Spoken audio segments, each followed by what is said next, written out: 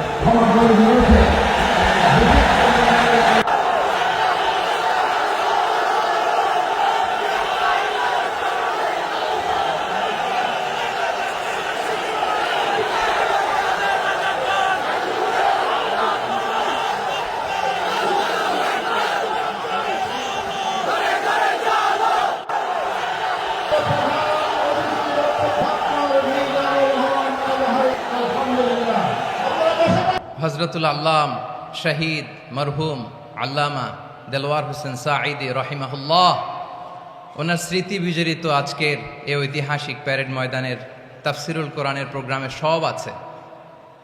Stage আছে, শ্রোতা আছে, প্যান্ডেল আছে, মিডিয়া কাভারেজ আছে, কিন্তু আমাদের কলিজার টুকটাটা আমাদের মাঝে নাই।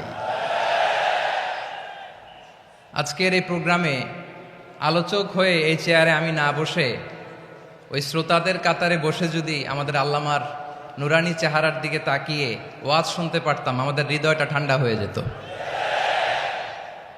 আমাদের তৃষ্ণার্ত হৃদয় শান্ত হতো। সব আজকে আছে, কি যেন নাই, ঠিক কিনা বলেন? আল্লাহ তাআলা প্রতি 100 বছরে একজন মুজাদ্দিদ পাঠায়, প্রতি 100 বছরে একজন মুজাদ্দিদ, যিনি সমাজকে সংস্কার করেন। আল্লামা দেলওয়ার হোসেন সাঈদী রহিমাহুল্লাহ ছিলেন তেমন একজন মুজাদ্দিদ। চিৎকার করে বলেন ঠিক কিনা?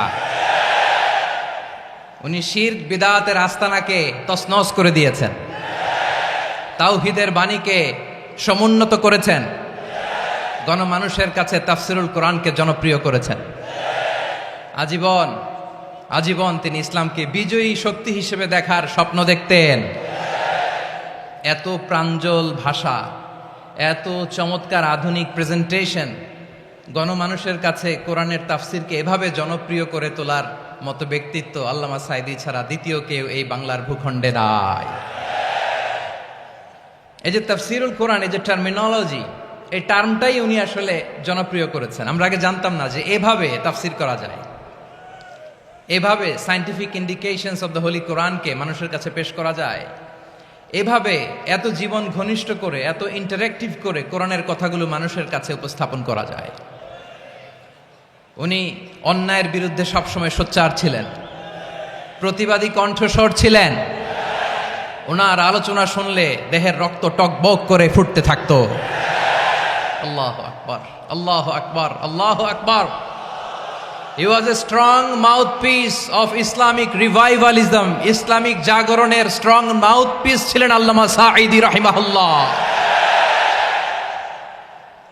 অনেক দোয়া পেয়েছেন, আমরা পড়েছি, এমন জীবন তুমি করিবে গঠন, মরণে হাসিবে তুমি, কাঁদিবে ভুবন।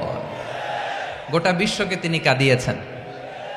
আল্লামা যখন ইন্তেকাল করলেন, আমি তখন মালয়েশিয়া থেকে যুক্তরাষ্ট্রে একটা কনফারেন্সে যোগ দিতে যাচ্ছি, কাতার এয়ারলাইন্সে। মালয়েশিয়া থেকে দোহাতে নামলাম।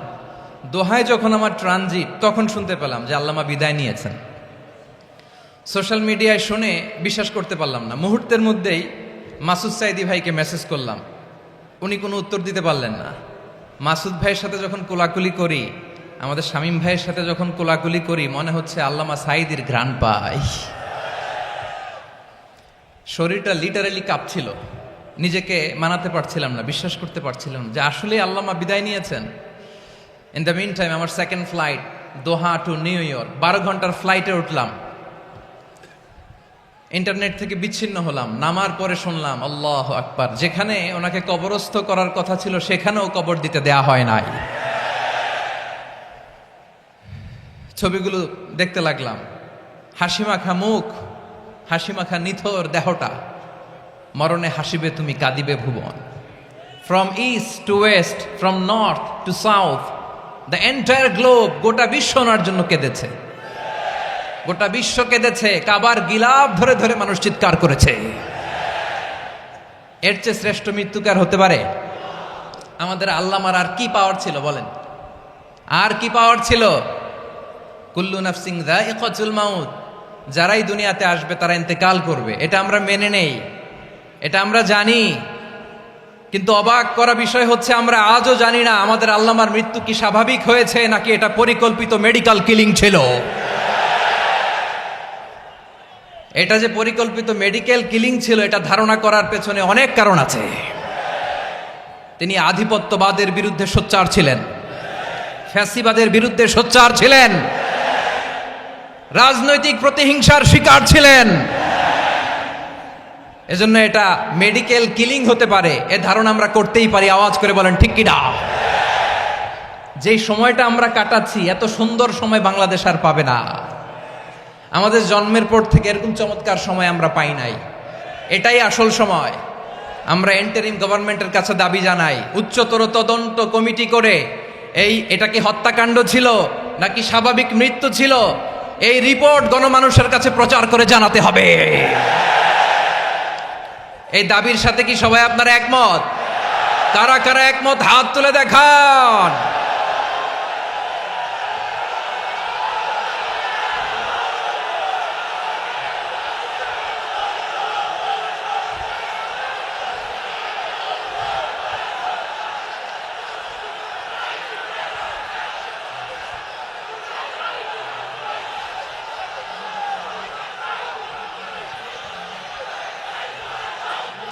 আমার প্রিয় ভাইয়েরা, প্রিয় চট্টলাবাসী, আল্লাহ তাআলা তার এই মুখলেস গোলামকে তার জান্নাতুল ফেরদাউসের মেহমান হিসেবে কবুল করুক, তার জীবনের সকল খেদমাগুলোকে কবুল করুক, জান্নাতুল ফেরদাউসের আলা মাকামে তাকে মেহমান হিসেবে কবুল করুক।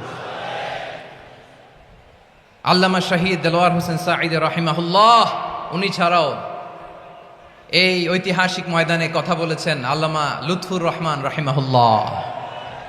চলে গিয়েছেন আমাদেরকে ছেড়ে। তিনি বলতেন ইনশাল্লাহ মিজান আবার আসবে। হুজুর আমি তো আসলাম, আপনি তো আমাদেরকে ছেড়ে চলে গেলেন।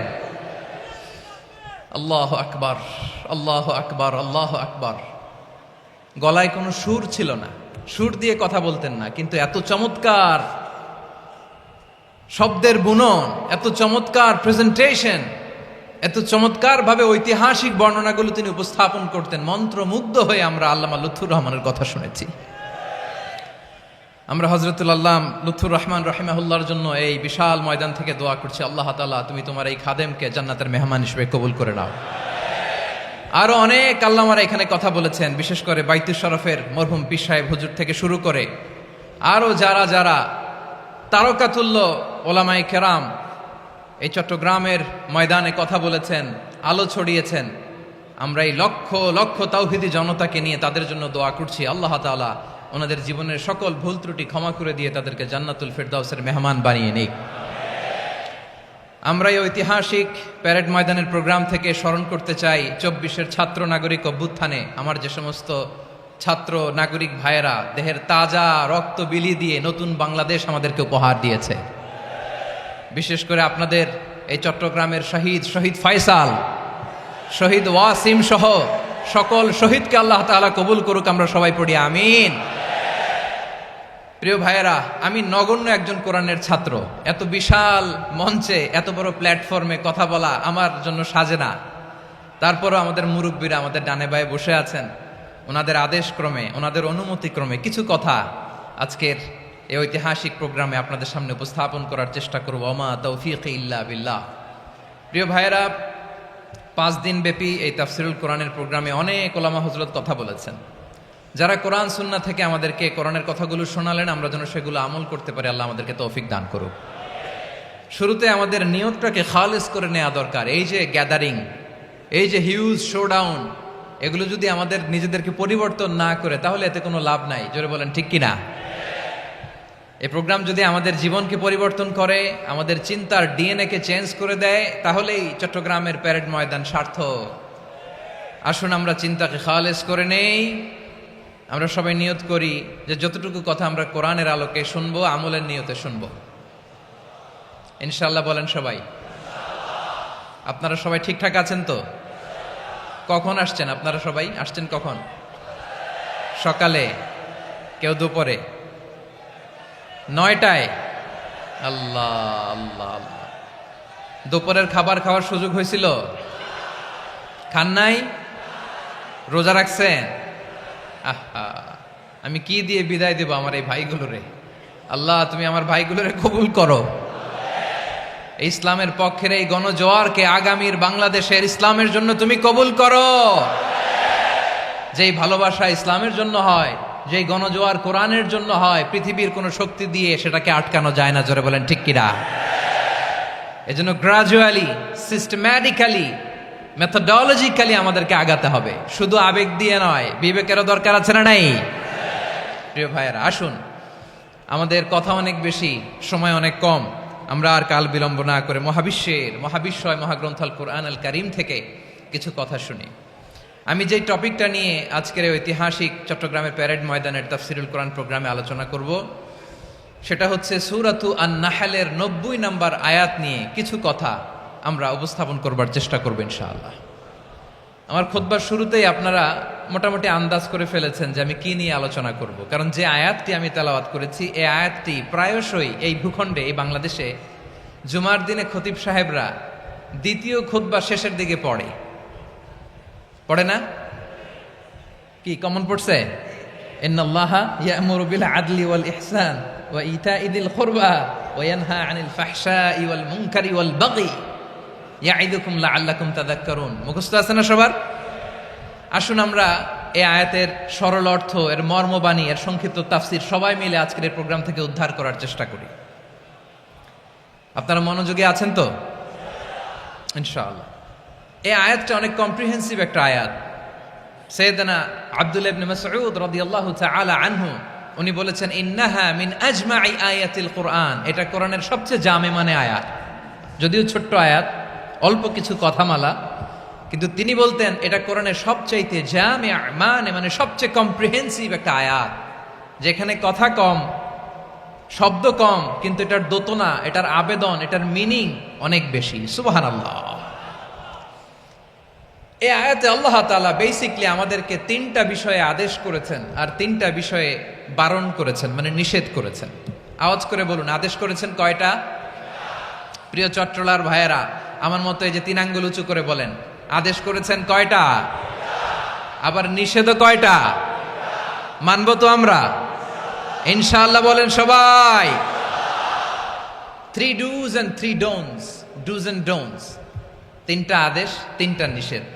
এই 3টা আদেশ আর 3টা নিষেধের ভেতরে আল্লাহ তাআলা গোটা ইসলামী শরিয়ার মূল নির্যাসকে ঢুকিয়ে দিয়েছেন। সুবহানাল্লাহ। এই ছোট্ট একটা আয়াতে গোটা ইসলামী শরিয়ার, the gist, the cream of the creams, গোটা ইসলামী শরিয়ার মূল নির্যাসকে আল্লাহ ঢুকিয়ে দিয়েছেন। 3টা আদেশ আর 3টা নিষেধ। আসুন আমরা সরাসরি কোরআন থেকে শুনি, সবাই পড়ুন। আউযু বিল্লাহি মিনাশ শাইতানির রাজীম। বিসমিল্লাহির রাহমানির রাহিম। ইন্নাল্লাহা ইয়া'মুরু বিল আদলি ওয়াল ইহসানি ওয়া ইতা'i যিল কুরবা ওয়া ইয়ানহা আনিল ফাহশাই ওয়াল মুনকারি ওয়াল বাগি ইয়া'ইযুকুম লা'আল্লাকুম তাযাক্কারুন। আল্লাহ তাআলা ইরশাদ করছেন, ইন্নাল্লাহা ইয়া'মুরু বিল আদলি ওয়াল ইহসান, নিশ্চয় আল্লাহ তাআলা তোমাদেরকে ন্যায় বিচারের আদেশ দেন, সদাচরণের আদেশ দেন, নিকট আত্মীয়দেরকে দানের আদেশ দেন। আদেশ কয়টা? আওয়াজ করে সবাই বলুন তো কয়টা? নিশ্চয় আল্লাহ তাআলা তোমাদেরকে ন্যায় বিচারের আদেশ দেন, সদাচরণের আদেশ দেন, তিনি তোমাদের নিকট আত্মীয়দেরকে দানের আদেশ দেন, আর তিনি তোমাদেরকে অশ্লীলতা থেকে নিষেধ করেন, মন্দ কাজ থেকে নিষেধ করেন, অবাধ্যতা সীমা লঙ্ঘন থেকে নিষেধ করেন। তিনি তোমাদেরকে উপদেশ দেন যাতে তোমরা শিক্ষা গ্রহণ করো। সুবহানাল্লাহ। উপদেশ দিচ্ছে স্বয়ং কে? তিনটা জিনিসের আদেশ। ইয়া'মুরু বিল আদল, সুবিচার ন্যায় বিচারের আদেশ তিনি দেন। ইহসানের আদেশ দেন, যাতে আমরা ইহসান করি, একে অপরের প্রতি সুবিচার করি, মহানুভবতা দেখায়, অনুগ্রহ দেখায়, আর নিকট আত্মীয়দেরকে যেন আমরা দান করি। এই তিনটা আদেশ তিনি দিয়েছেন। আর কোন তিনটা জিনিস থেকে তিনি বারণ করেছেন? অশ্লীলতা, ফাহশা, মুনকার, মানে সব মন্দ আর অসৎ কাজ, এগুলো থেকে তিনি আমাদেরকে বারণ করেন।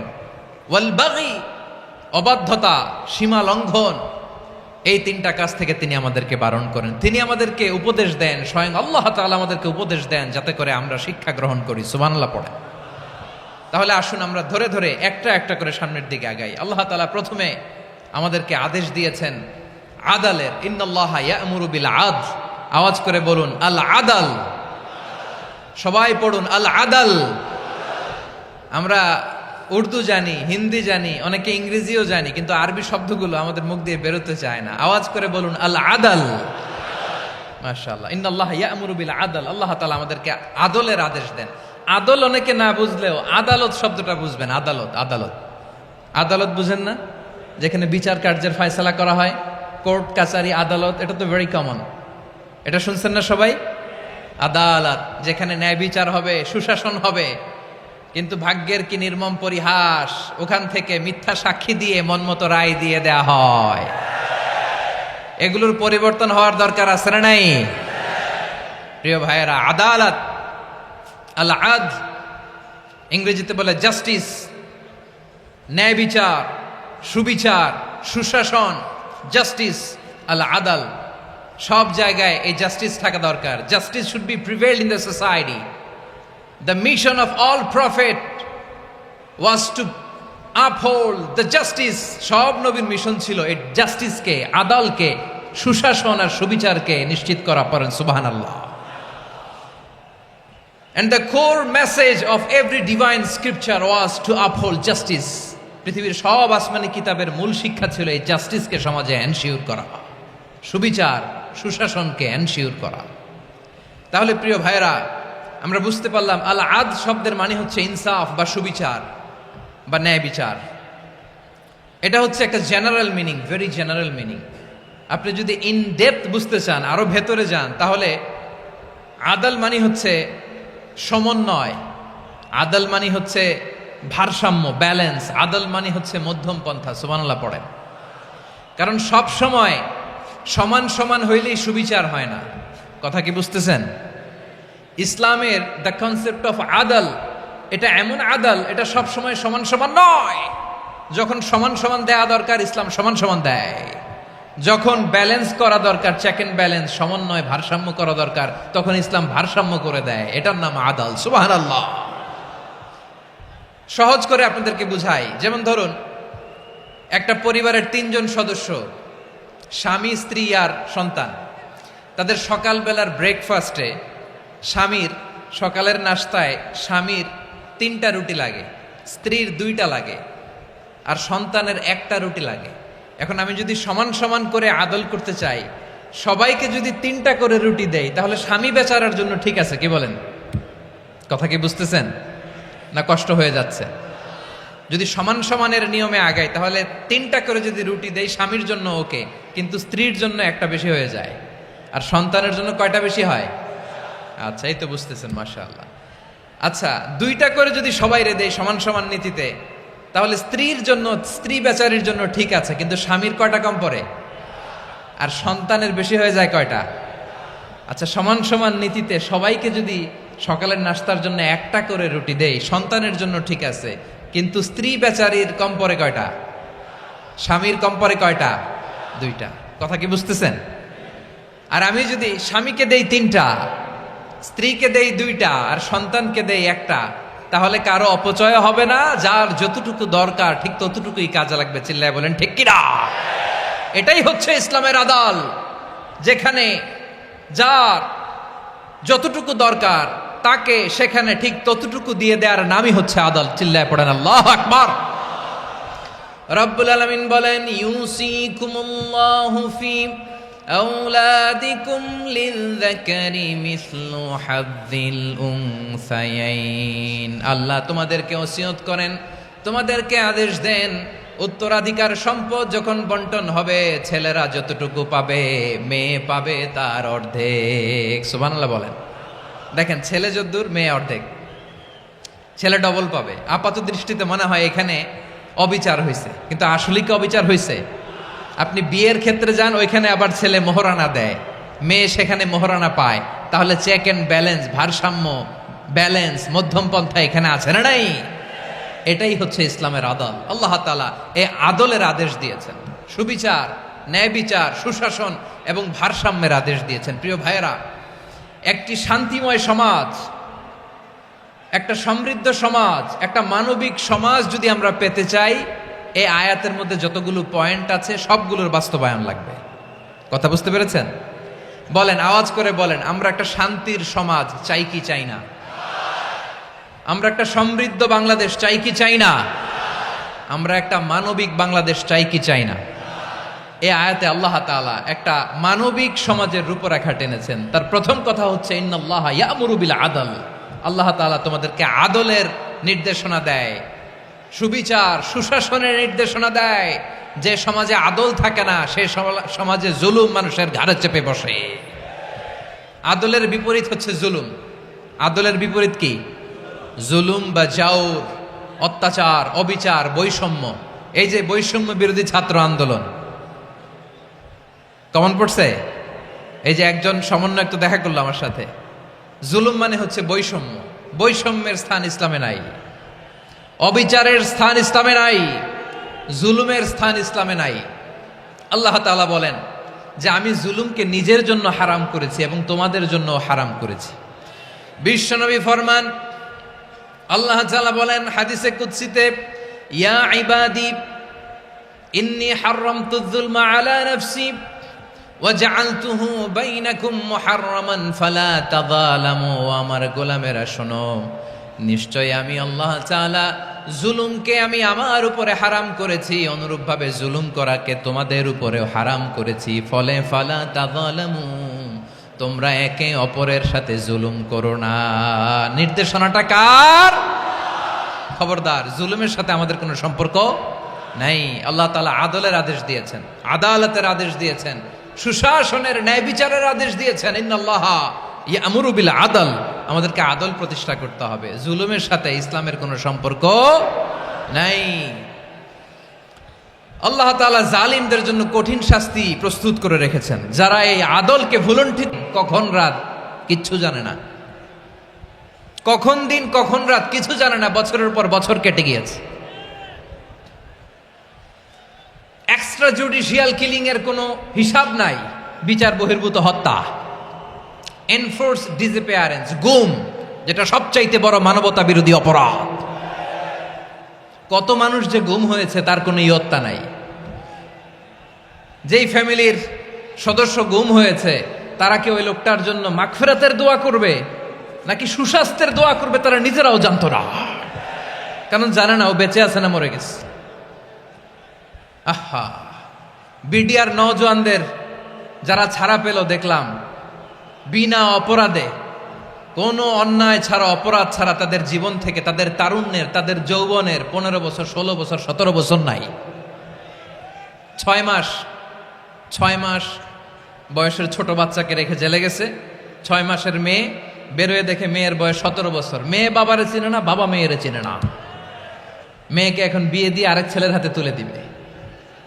মেয়ের শৈশব বাবা দেখে নাই, মেয়ের কৈশোর বাবা দেখে নাই, মেয়ের তারুণ্য দেখে নাই। আরেক যুবককে দেখলাম 14 বছরের 14 দিনের সংসার, 2 সপ্তাহের সংসার শেষে জেলে গেছে। কত যুবকের যে স্ত্রী চলে গিয়েছে ফ্যামিলি ছেড়ে, কারণ জানে না তো কবে আসবে, কি হবে, কেউ জানতো না। দাম্পত্য জীবনের মাত্র 14 দিনের স্মৃতি, এই স্মৃতিকে আঁকড়ে ধরে এক বোন 16টা বছর 17টা বছর কাটিয়ে দিয়েছে। আমি নিউজটা দেখে ভাবলাম, আমার এই বোনের প্রতিটি দিন কিভাবে কেটেছে, প্রতিটি রাত কিভাবে কেটেছে, প্রতিটি ক্ষণ কিভাবে কেটেছে। বিশ্বনবী বলেছেন, ইত্তাকি দাওয়াতাল মাজলুম ফাইন্না লাইসা বাইনাহু ওয়া বাইনাল্লাহি হিজাব। মাজলুমের কান্নাকে ভয় করো, কারণ মাজলুমের কান্না আর আল্লাহর মাঝে কোনো পর্দা থাকে না। আমরা আর এরকম কোন জুলুম বাংলাদেশে দেখতে চাই না, জোরে বলেন ঠিক কিনা? আর কেউ নতুন করে জালিম হোক আপনারা চান? আবার নতুন করে কেউ ফ্যাসিস্ট হোক আপনারা চান? এক দল আরেক দলকে নিশ্চিহ্ন করার রাজনীতিতে মেতে উঠুক, এটা আপনারা চান? আমরা বাংলাদেশকে আদল দিয়ে সাজাতে চাই। আমরা এই 56,000 বর্গ মাইলের প্রতিটা ইঞ্চি মাটিকে কোরআনের আইন দিয়ে সাজাতে চাই। রাজি আছেন আপনারা? কারা কারা রাজি দেখান হাত তুলে আল্লাহকে।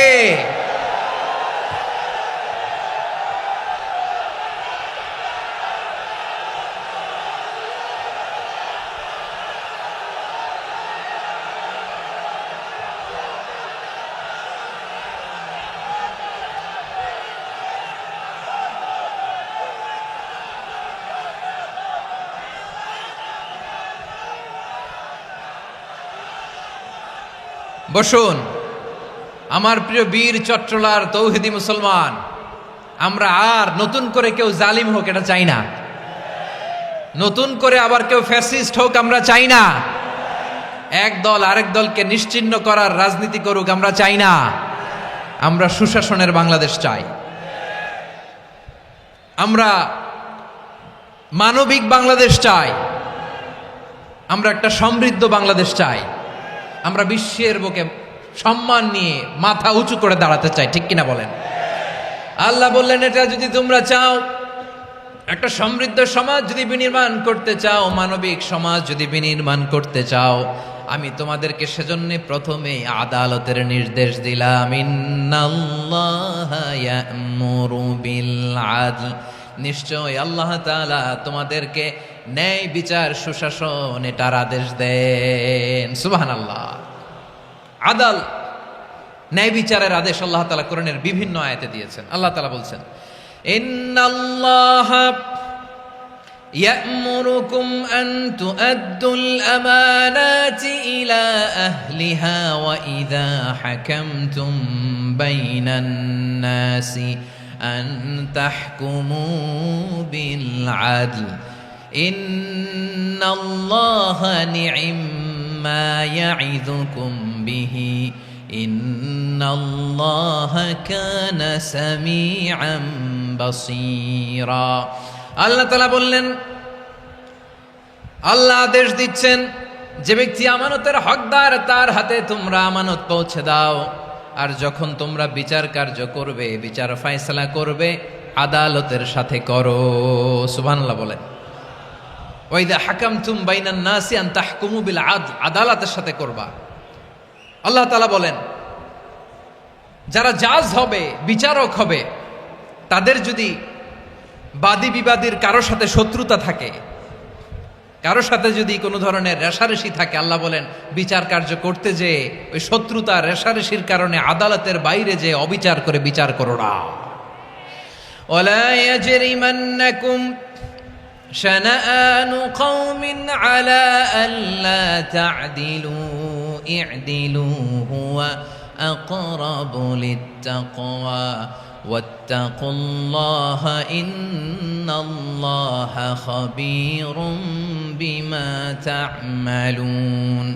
খবরদার কোন জাতির প্রতি, কোন গোষ্ঠীর প্রতি, কোন গোত্রের প্রতি আক্রোশ যেন তোমাদেরকে ন্যায় বিচার থেকে দূরে সরিয়ে না দেয়, বরং আমি আল্লাহর আদেশ হলো ই'দিলু, তোমরা আদল করো, ন্যায় বিচার করো, সুবিচার করো, সুশাসন প্রতিষ্ঠা করো।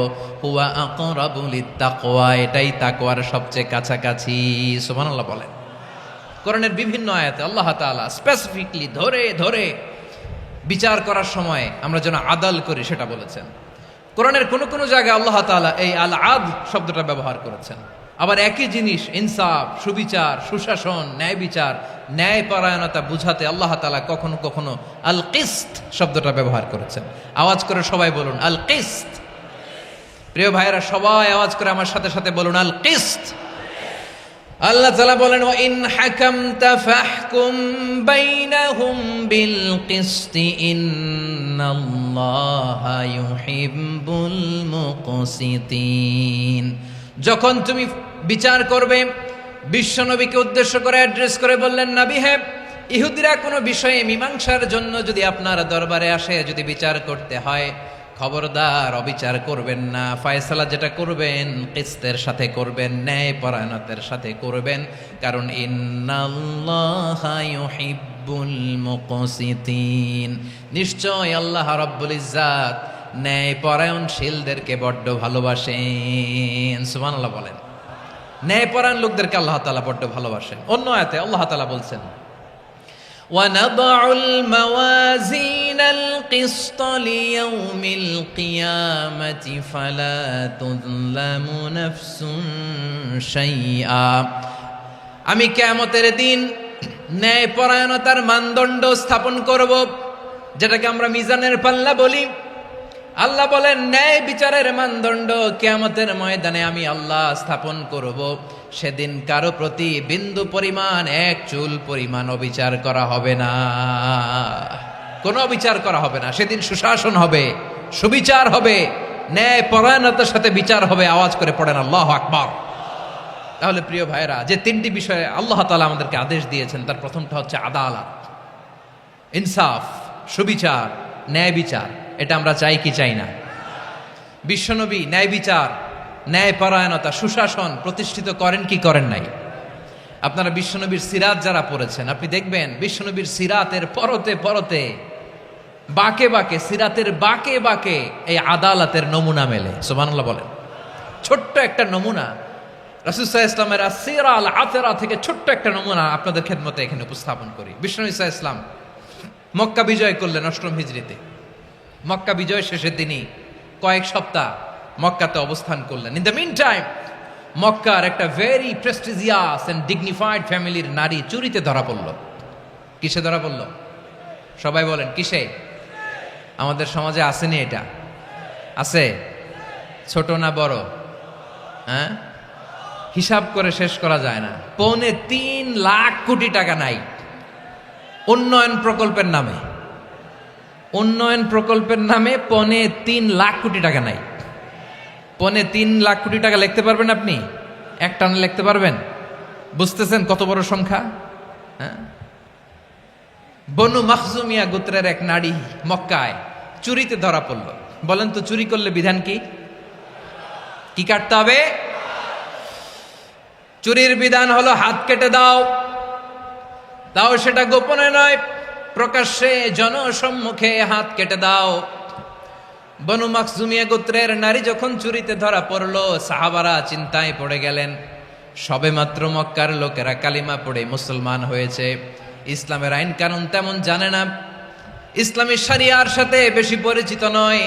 এখন যদি বিশ্বনবী চুরির যেই বিধান এটা যদি কায়েম করে হাত যদি কেটে দেয়, না জানি মক্কার লোকেরা আবার বিগড়ে যায়, না জানি মক্কার লোকেরা আবার মুরতাদ হয়ে যায়, না জানি মক্কার লোকেরা ইসলাম থেকে দূরে সরে যায়।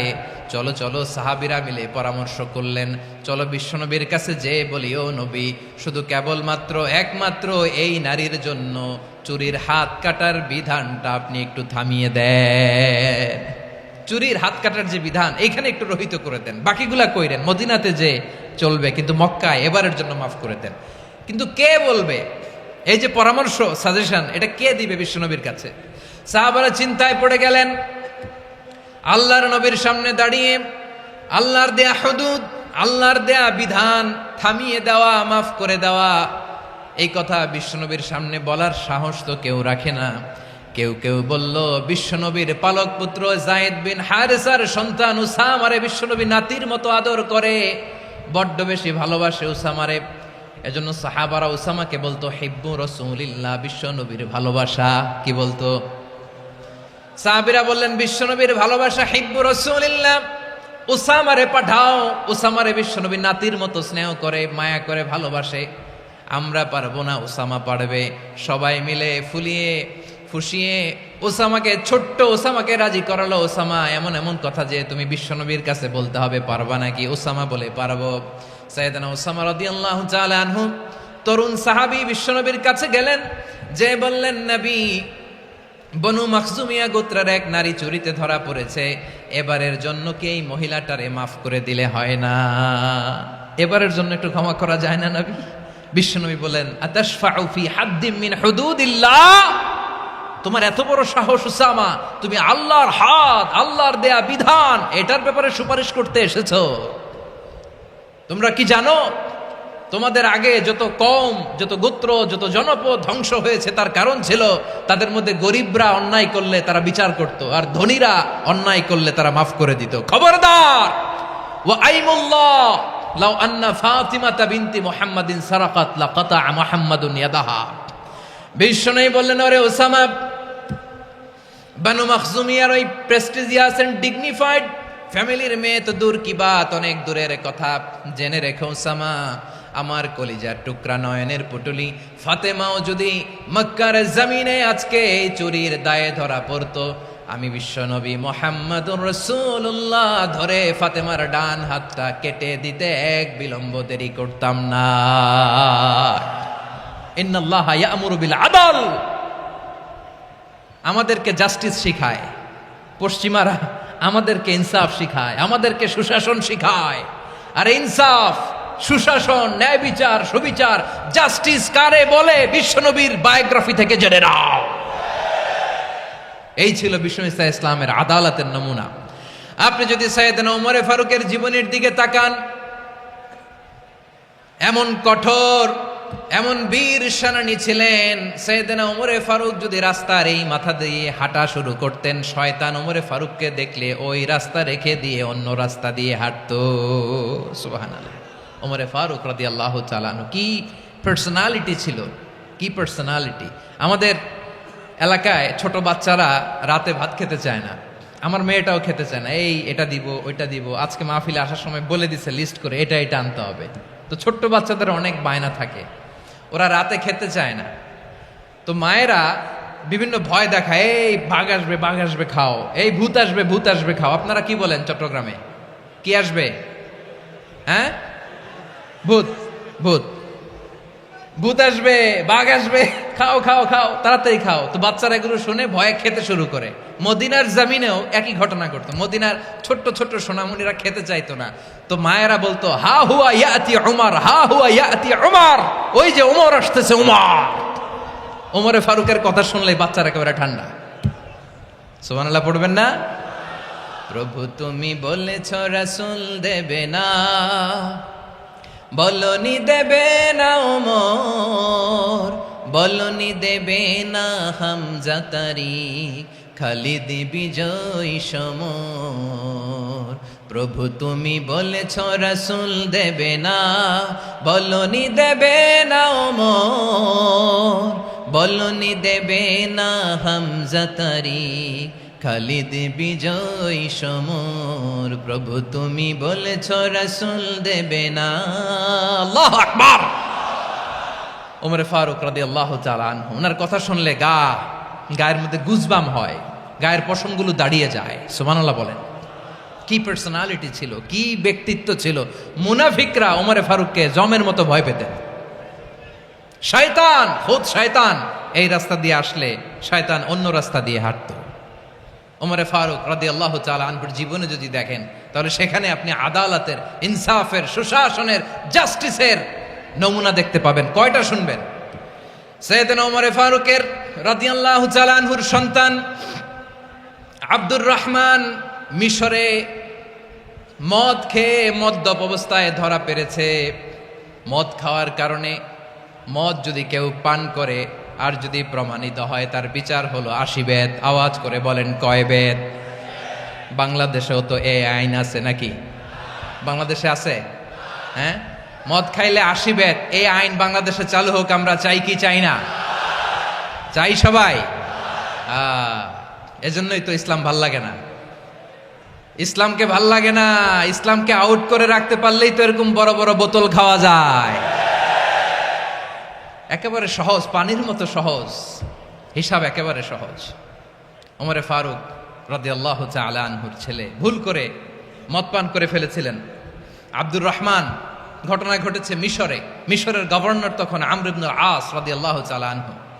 আব্দুর রহমানের ভাই যে গভর্নরকে বলল, গভর্নর যদি একটু দয়া করেন, খলিফার ছেলে আমার ভাই আব্দুর রহমান মদ্যপ অবস্থায় ধরা পড়েছে, জনসম্মুখে যদি আপনি বেত্রাঘাত করেন আমাদের প্রেস্টিজ থাকে না, যদি 80 বেত আপনি মারেন আমার কোনো কথা নাই, কিন্তু ঘরের ভেতরে মারেন। আব্দুর রহমানের ভাইয়ের সুপারিশ শুনে সাইয়েদনা আমর ইবনুল আস রাদিয়াল্লাহু তাআলা আনহু রাজি হয়ে গেলেন। ঘরের ভেতরে লোকচক্ষুর আড়ালে 80 বেত তিনি মানলেন। কিন্তু ঘটনাক্রমে এই কথা লুকিয়ে লুকিয়ে ঘরের ভেতরে 80 বেত মারার কথা সাইয়েদনা ওমর ফারুক মদিনা থেকে জানতে পারলেন। মদিনা থেকে তিনি ফরমান জারি করলেন, এই বিচার যেমনটি আমর ইবনুল আস আদায় করেছে এটা প্রকৃতপক্ষে আদায় হয় নাই। আসো সবাই মদিনায় আসো, আমর ইবনুল আস মদিনায় আসো, আব্দুর রহমানও আসো, সবাই আসো, জনসম্মুখে এই বিচার কার্যকর করতে হবে। সাইয়েদনা ওমর ফারুক মসজিদে নববীর পিলারের মধ্যে নিজের ছেলেকে বাঁধলেন, আবার জনসম্মুখে 80টা বেত তার গায়ের মধ্যে মারলেন। মাজমুয়ে ফাতাওয়া ইবনে তাইমিয়া রাহিমাহুল্লাহ উনি এটা নকল করেছেন। এটা সবচেয়ে বিশুদ্ধ মত। আরো অনেক মত আছে, মারা গেছে কবরের উপর, ওগুলো বাদই দিলাম। কেমন খলিফা ছিলেন, কেমন খলিফা! পশ্চিমারা তোমরা জাস্টিস আমাদেরকে শেখাও, ইনসাফ কারে বলে সুশাসন আমাদেরকে তোমরা শিখাও। ওমরে ফারুক রাদিয়াল্লাহু তাআলা আনহু ওই বিচারকে তিনি ধর্তব্য মনে করেন নাই। মদিনাতে এনে আবার জনসম্মুখে আবার 80 বেত মেরেছেন। মিশরে ওমরে ফারুক রাদিয়াল্লাহু তাআলা আনহু আমর ইবনুল আসকে গভর্নর করে পাঠালেন। সেখানে আমর ইবনুল আসের ছেলে একটা প্রতিযোগিতায় রানার আপ হয়েছে। এক মিশরি সেখানে চ্যাম্পিয়ন হয়েছে। রানার আপ বুঝতে পেরেছেন তো? রানার আপ সেকেন্ড হয়েছে, এক মিশরি হয়েছে চ্যাম্পিয়ন প্রথম। কিন্তু গভর্নরের ছেলে ও জিততে পারে নাই, ও রাগে ওই মিশরির গায়ের মধ্যে কয়েকটা লাঠি দিয়ে বাড়ি মেরেছে। মিশরি যে মদিনাতে ওমরে ফারুকের কাছে বিচার দিলেন, আপনার গভর্নরের ছেলে অন্যায়ভাবে আমার গায়ে হাত তুলেছে। সাইয়েদনা ওমরে ফারুক আবার ফরমান জারি করলেন, আসো মদিনাতে আসো। মিশরীকে ডাকলেন। ওই মিশরের গভর্নর আমর ইবনুল আস রাদিয়াল্লাহু তাআলা আনহুকে ডাকলেন, তার ছেলেকেও ডাকলেন, সবাই বসে রইল। আমর ইবনুল আস রাদিয়াল্লাহু তাআলা আনহু মাথা নিচু করে বসে আছেন, লজ্জায় কাচুমাচু। হায় হায়, আজকে আমার ছেলের কারণে আমিরুল মুমিনিন খলিফাতুল মুসলিমিন ওমরে ফারুকের কাছে আমি জনসম্মুখে লজ্জিত হচ্ছি। সাইয়েদনা ওমরে ফারুক বললেন, এই নাও লাঠি, গভর্নরের ছেলে তোমার মাথার মধ্যে যতগুলো বাড়ি মেরেছে আজকে জনসম্মুখে তুমি অতগুলা বাড়ি মারো। মিশরি বলে, থাক, আপনি যে ডেকে আনছেন সবার সামনে এটা বলছেন, এতেই আমি খুশি। আল্লাহু আকবার! আপনার মহানুভবতা দেখে আমি খুশি, আর অপমানের দরকার নাই। ওমরে ফারুক বলে, না, খবরদার, এই কথা মিশরি তুমি বলো না, মারো, যতগুলা বাড়ি মেরেছে মারো। বাধ্য হয়ে মিশরি আমর ইবনুল আসের সামনে ওনার কলিজার টুকরা সন্তানের মাথার মধ্যে বাড়ি মারতে আরম্ভ করলেন। ঠিক যতগুলা বাড়ি গভর্নরের ছেলে আমর ইবনুল আসের ছেলে মিশরির গায়ে মেরেছিল, মাথায় মেরেছিল, মিশরি গুনে গুনে ততটা মারলেন। এই দৃশ্য দেখে ওমরে ফারুক রেগে মেগে আগুন, রাগের চোটে রাগ সামলাতে না পেরে আর নিজেকে সামলাতে না পেরে মিশরিরে বললেন, ছেলেরে মারা শেষ হয়ে গেলে এবার বাবার টাক মাথার মধ্যে কয়েকটা বাড়ি মার। রাগের চোটে, আউট অফ অ্যাঙ্গার, রাগের চোটে, যে আমার পাঠানো গভর্নর আমর ইবনুল আস তার ছেলেকে কেন আদব তারবিয়া কেন শিক্ষা দিতে পারে না। ছেলেরে মারা হইলে এবার আমর ইবনুল আসের মাথার মধ্যে দুইটা মারো। এটা রাগে বলেছেন, এটা শাস্তি হিসেবে না। সুবহানাল্লাহ পড়ে। তোমরা আমাদেরকে সুশাসন শিখাও, আমাদেরকে সুশাসন শিখাও। বিশ্বনবী বলেন আদল এটা যেন তেন বিষয় না, এটা দিয়েই মানবিক সমাজ গড়তে হবে। আল্লাহ তাআলা কিয়ামতের কঠিন ময়দানে যেদিন স্বামী স্ত্রীকে চিনবে না, স্ত্রী স্বামীকে দেখে পালিয়ে যাবে, বন্ধু বন্ধুরে চিনবে না, পীর সাহেব মুরিদরে চিনবে না, মুরিদ পীর সাহেবরে চিনবে না, দলের কর্মী তার নেতারে চিনবে না, নেতা তার কর্মীরে চিনবে না, বন্ধু বন্ধুরে দেখে পালাবে। এই কঠিন মুহূর্তে সূর্যটা মাথার কাছে চলে আসবে, জমিনটা তামার জমিন হবে, আজকের জমিনের মতো নয়। মানুষ ঘর্মাক্ত ক্লান্ত শ্রান্ত মাথার মগজগুলো কানের ছিদ্র আর নাকের ছিদ্র দিয়ে বেয়ে বেয়ে পড়বে। বিশ্বনবী ফরমান কিয়ামতের ওই কঠিন ময়দানে 7 শ্রেণীর ব্যক্তিকে রব্বুল আলামিন তার আরশের নিচে ছায়া দিবেন। তার মধ্যে প্রথম শ্রেণীর ব্যক্তি হলো ইমামুন আদিল। ইমামুন আদিল, ন্যায়পরায়ণ শাসক, যে ইনসাফের সাথে বিচার করে, যে জাস্টিস সমাজে সার্ভ করে, যে সুশাসন নিশ্চিত করে, ওই ইমামুন আদিল। আদিল শব্দটা বুঝছেন না? ইন্নাল্লাহা ইয়া'মুরু বিল আদল, পাইছেন? আদিল। 7 শ্রেণীর ব্যক্তিকে আল্লাহ তাআলা সুশীতল আরশের নিচে ছায়া দিবেন, যেদিন তার দেয়া ছায়া ছাড়া কোনো ছায়া থাকবে না। এর প্রথম হচ্ছে ইমামুন আদিল, ন্যায়পরায়ণ শাসক। চিল্লায় বলেন সুবহানাল্লাহ। আবার বিশ্বনবী বললেন ইন্নাল মুকসিতিনা ইনদাল্লাহি আলা মানাবিরা মিন নূর আন ইয়ামিনির রহমান। কিয়ামতের দিন যারা ন্যায়পরায়ণ হিসেবে আল্লাহর সামনে দাঁড়াবে, কিয়ামতের দিন রব্বুল আলামিন তার আরশের ডান দিকে ওই ন্যায়পরায়ণ লোকদের জন্য আরশের ডান দিকে একটা নূরের মিম্বারে তাদেরকে বসার সুযোগ করে দিবে। আল্লাহর আরশের ডান দিকে ন্যায়পরায়ণ লোকদের জন্য আল্লাহ তাআলা নূরের মিম্বার বানাবে। 4টে কেন কথা মনে করেছেন? আল আদাল, জাস্টিস। ইন্নাল্লাহা ইয়া'মুরু বিল আদল। আল্লাহ তাআলা এই আদালতের নির্দেশনা দেয়, সুবিচার, সুশাসন। প্রিয় ভাইয়েরা, এটা আমরা বাংলাদেশে চাই কি চাই না?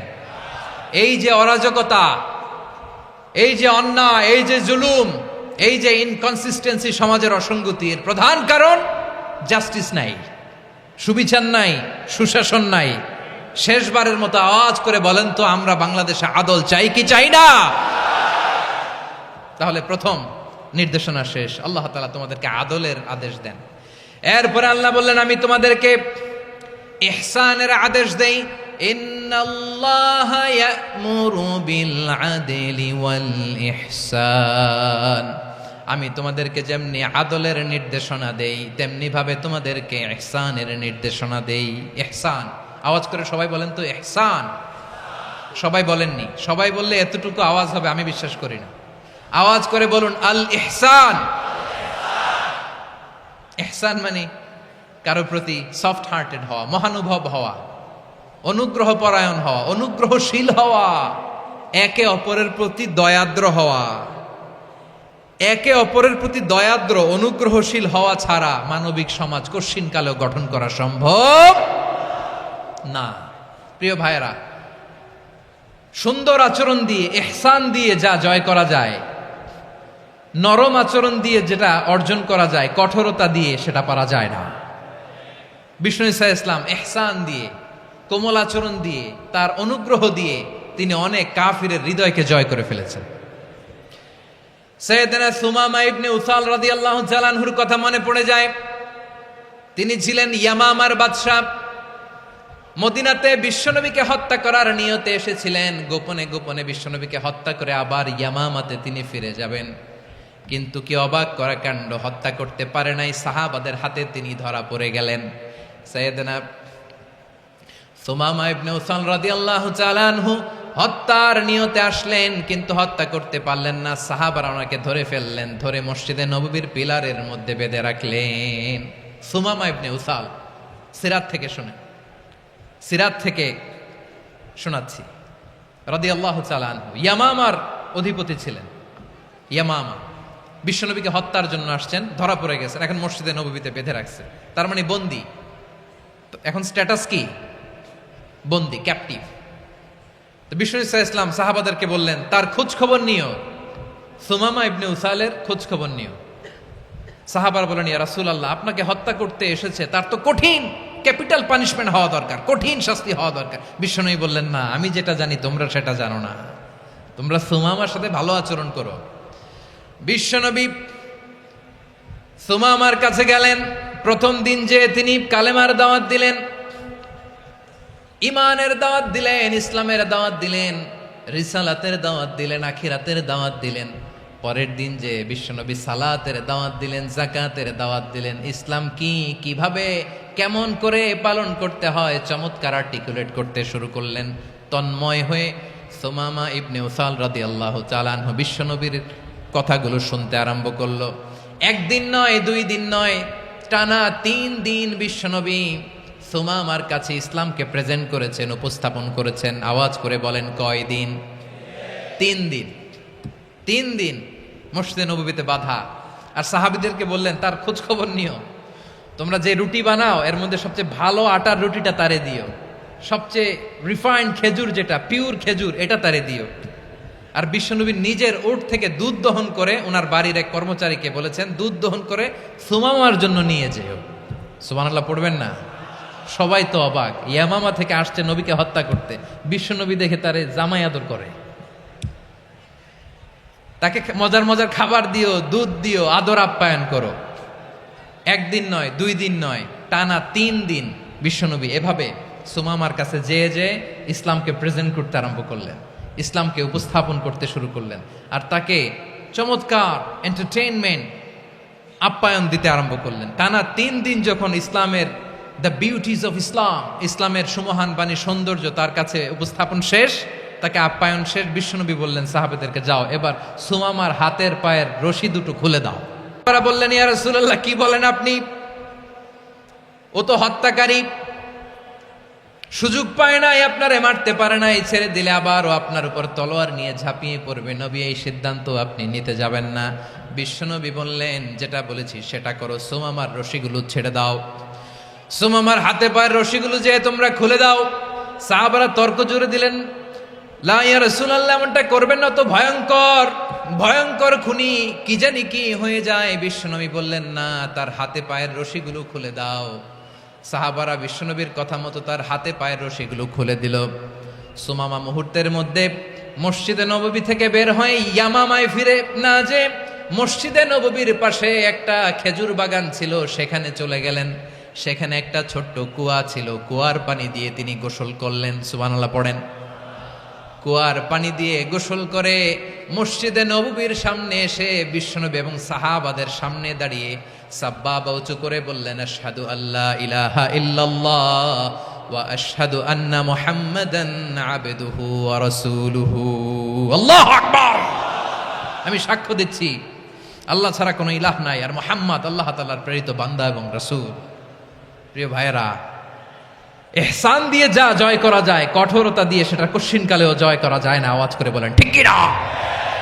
এবার সুমামা দাঁড়িয়ে বলে, ওগো নবী, আমি তো কালিমা পড়ে মুসলমান হয়ে গেলাম, এবার শোনেন, এই মুহূর্তের আগে আপনার চেহারার চাইতে নিকৃষ্ট কোনো চেহারা আমার কাছে ছিল না, কিন্তু শাহাদা পাঠ করার পরে আপনার চেহারার চাইতে উত্তম শ্রেষ্ঠ কোনো চেহারা আমার কাছে আর নাই। ও নবী, আজকের দিনের আগে ইসলাম ধর্মের চেয়ে নিকৃষ্ট অপছন্দনীয় কোনো ধর্ম আমার কাছে ছিল না, কিন্তু এই মুহূর্ত থেকে ইসলামের চেয়ে সেরা শ্রেষ্ঠ পছন্দনীয় কোনো ধর্ম আমার কাছে নাই। নবী গো, আজকের দিনের আগে মদিনার চাইতে অপছন্দনীয় নিকৃষ্ট কোনো শহর আমার কাছে ছিল না, কিন্তু এই মুহূর্তের পর থেকে মদিনার চাইতে কোনো শ্রেষ্ঠ শহর আমার জানা নাই। সে ছিল গমের বড় ডিলার, গম বেচতো। কি বেচতো? তার গম কিনে মক্কার লোকেরা রুটি খাইতো। সে ঘোষণা দিল, আজকে থেকে মক্কাবাসীদের জন্য সব গম আমি হারাম করে দিলাম, মক্কাবাসী এখন না খেয়ে মরে। সুবহানাল্লাহ পড়বেন না? মক্কাবাসী বিশ্বনবীর কাছে আসলেন, এসে বললেন, মুহাম্মদ, আমরা তো তোমার ভাই, তোমার চাচা, তোমার ভাতিজা, তোমার আত্মীয়, তুমি সুমামারে বলো সে যেন আবার গমের সাপ্লাই মক্কার জন্য অনুমতি দিয়ে দেয়। বিশ্বনবীর অনুমতি ক্রমে সুমামা আবার মক্কাতে গম পাঠাতে শুরু করলো। পড়েন সুবহানাল্লাহ। ইহসান, ইহসান দিয়ে আপনি যেটা জয় করতে পারবেন, you can win the heart of your enemies. ইহসান দিয়ে আপনি আপনার শত্রুর হৃদয়কে জয় করতে পারবেন। আওয়াজ করে বলেন, ঠিক কি না?